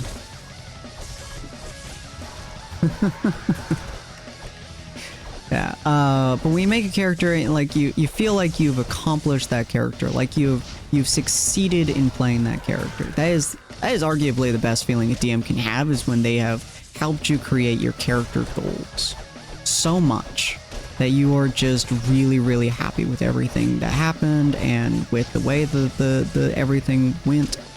But when it comes to like idea of like, I just wasn't able to make it the way I wanted to, or like oh man, if their character arcs don't go off the way that either of you want it to, bruh, that shit hurts. Yeah. 30 minutes after shifting ended, I thought to myself, okay, what would have been a better way to build the character I just played, to match up the personality I had, and maybe make him more pronounced. Fair, honestly. Yep. Like, I think a big thing is, like, I look back at, like, Bill, for instance, because, you know, shifting. How could I made him better? One, if I had communicated a couple things better, one, he would have been a better character. One, how do I, you know, He's a loner type. Okay, That well, was I so could've said, disgusting. hey, yeah, it was, but man, that was funny. You know, how do I communicate him as a character better? How do I communicate his concepts better? Mm. Would I ever replay Bill? You know, weirdly enough, Bill's one I think I would replay. I mean, he wasn't done in a way that was satisfying. You disrespect. We are disrespecting the shit out of him. Yep. That was just mean. That was funny. At least we finally killed him. Oh, Yeah. What was this weapon? Oh, this is the defense weapon. Wait. Oh, you didn't have that. That's right. No, Mashruna was kind of soured for me. For the little... Yeah, dude, I would love to bring Mashruna back. Like, the fact that she was soured so hard, and I was so mad. Dude, you got caught in the crossfire of a different character. That's the thing that made it awful, was people were discussing Bill and discomforts with his character when he first showed up, and then you got caught in the crossfire for no fault of your own. Yeah. You want to level up? Yeah, I'm about to, sorry. I'm dealing with a cat who's decided that she's going to be in my face. So like, I do love the fact that we never once leveled up agility. Ask her agility. But it's like, Mashruna got caught in the crossfire when we had to have that discussion about Bill. Should have never gotten caught in the crossfire. Oh yeah. Dude, Do you have was... the boomerang?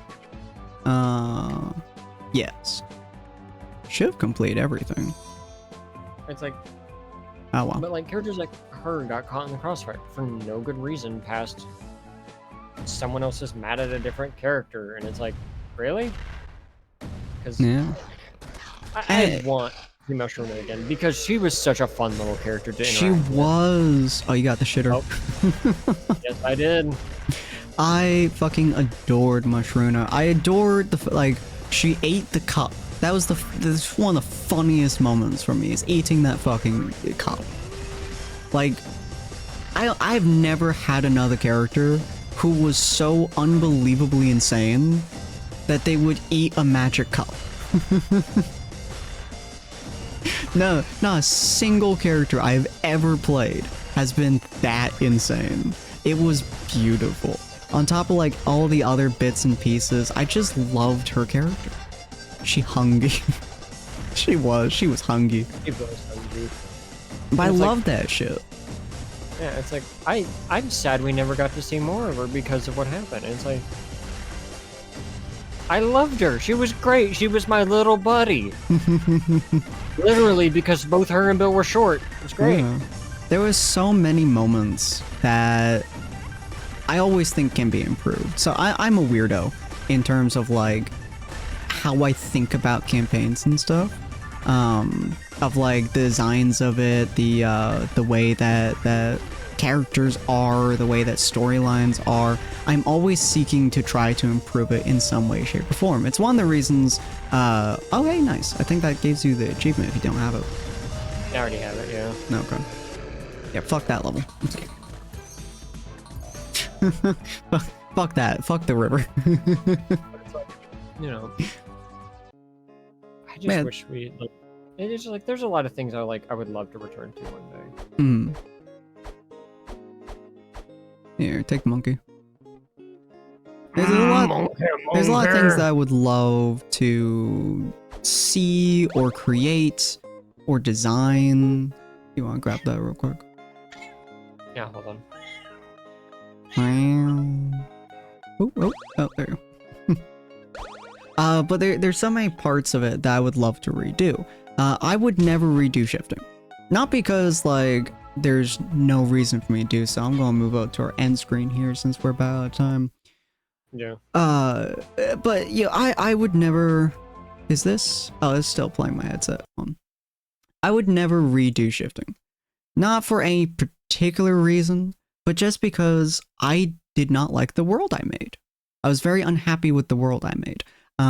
Which is entirely my own fault, because I made it. But I loved the concept of shifting, so I'm applying it to my new world. Mm-hmm. And that is unbelievably important to me.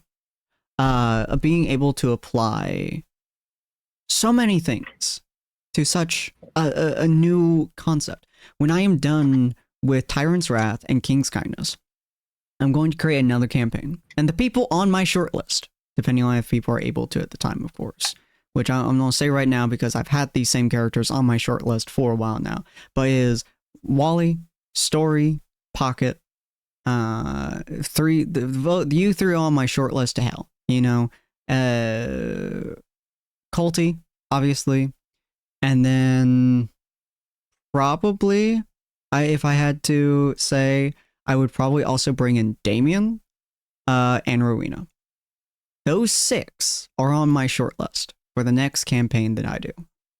They are, you guys are probably going to be the very first ones I reach out to and go, hey fuckers, it's time to make a campaign.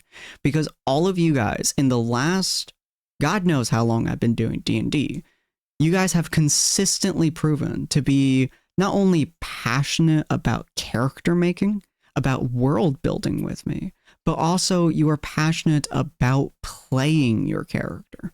Not necessarily role playing your character. I know that can be a little bit difficult for folks at various different times, but playing your character, bringing them to life, working with other people and pushing forwards the story at almost all points in time.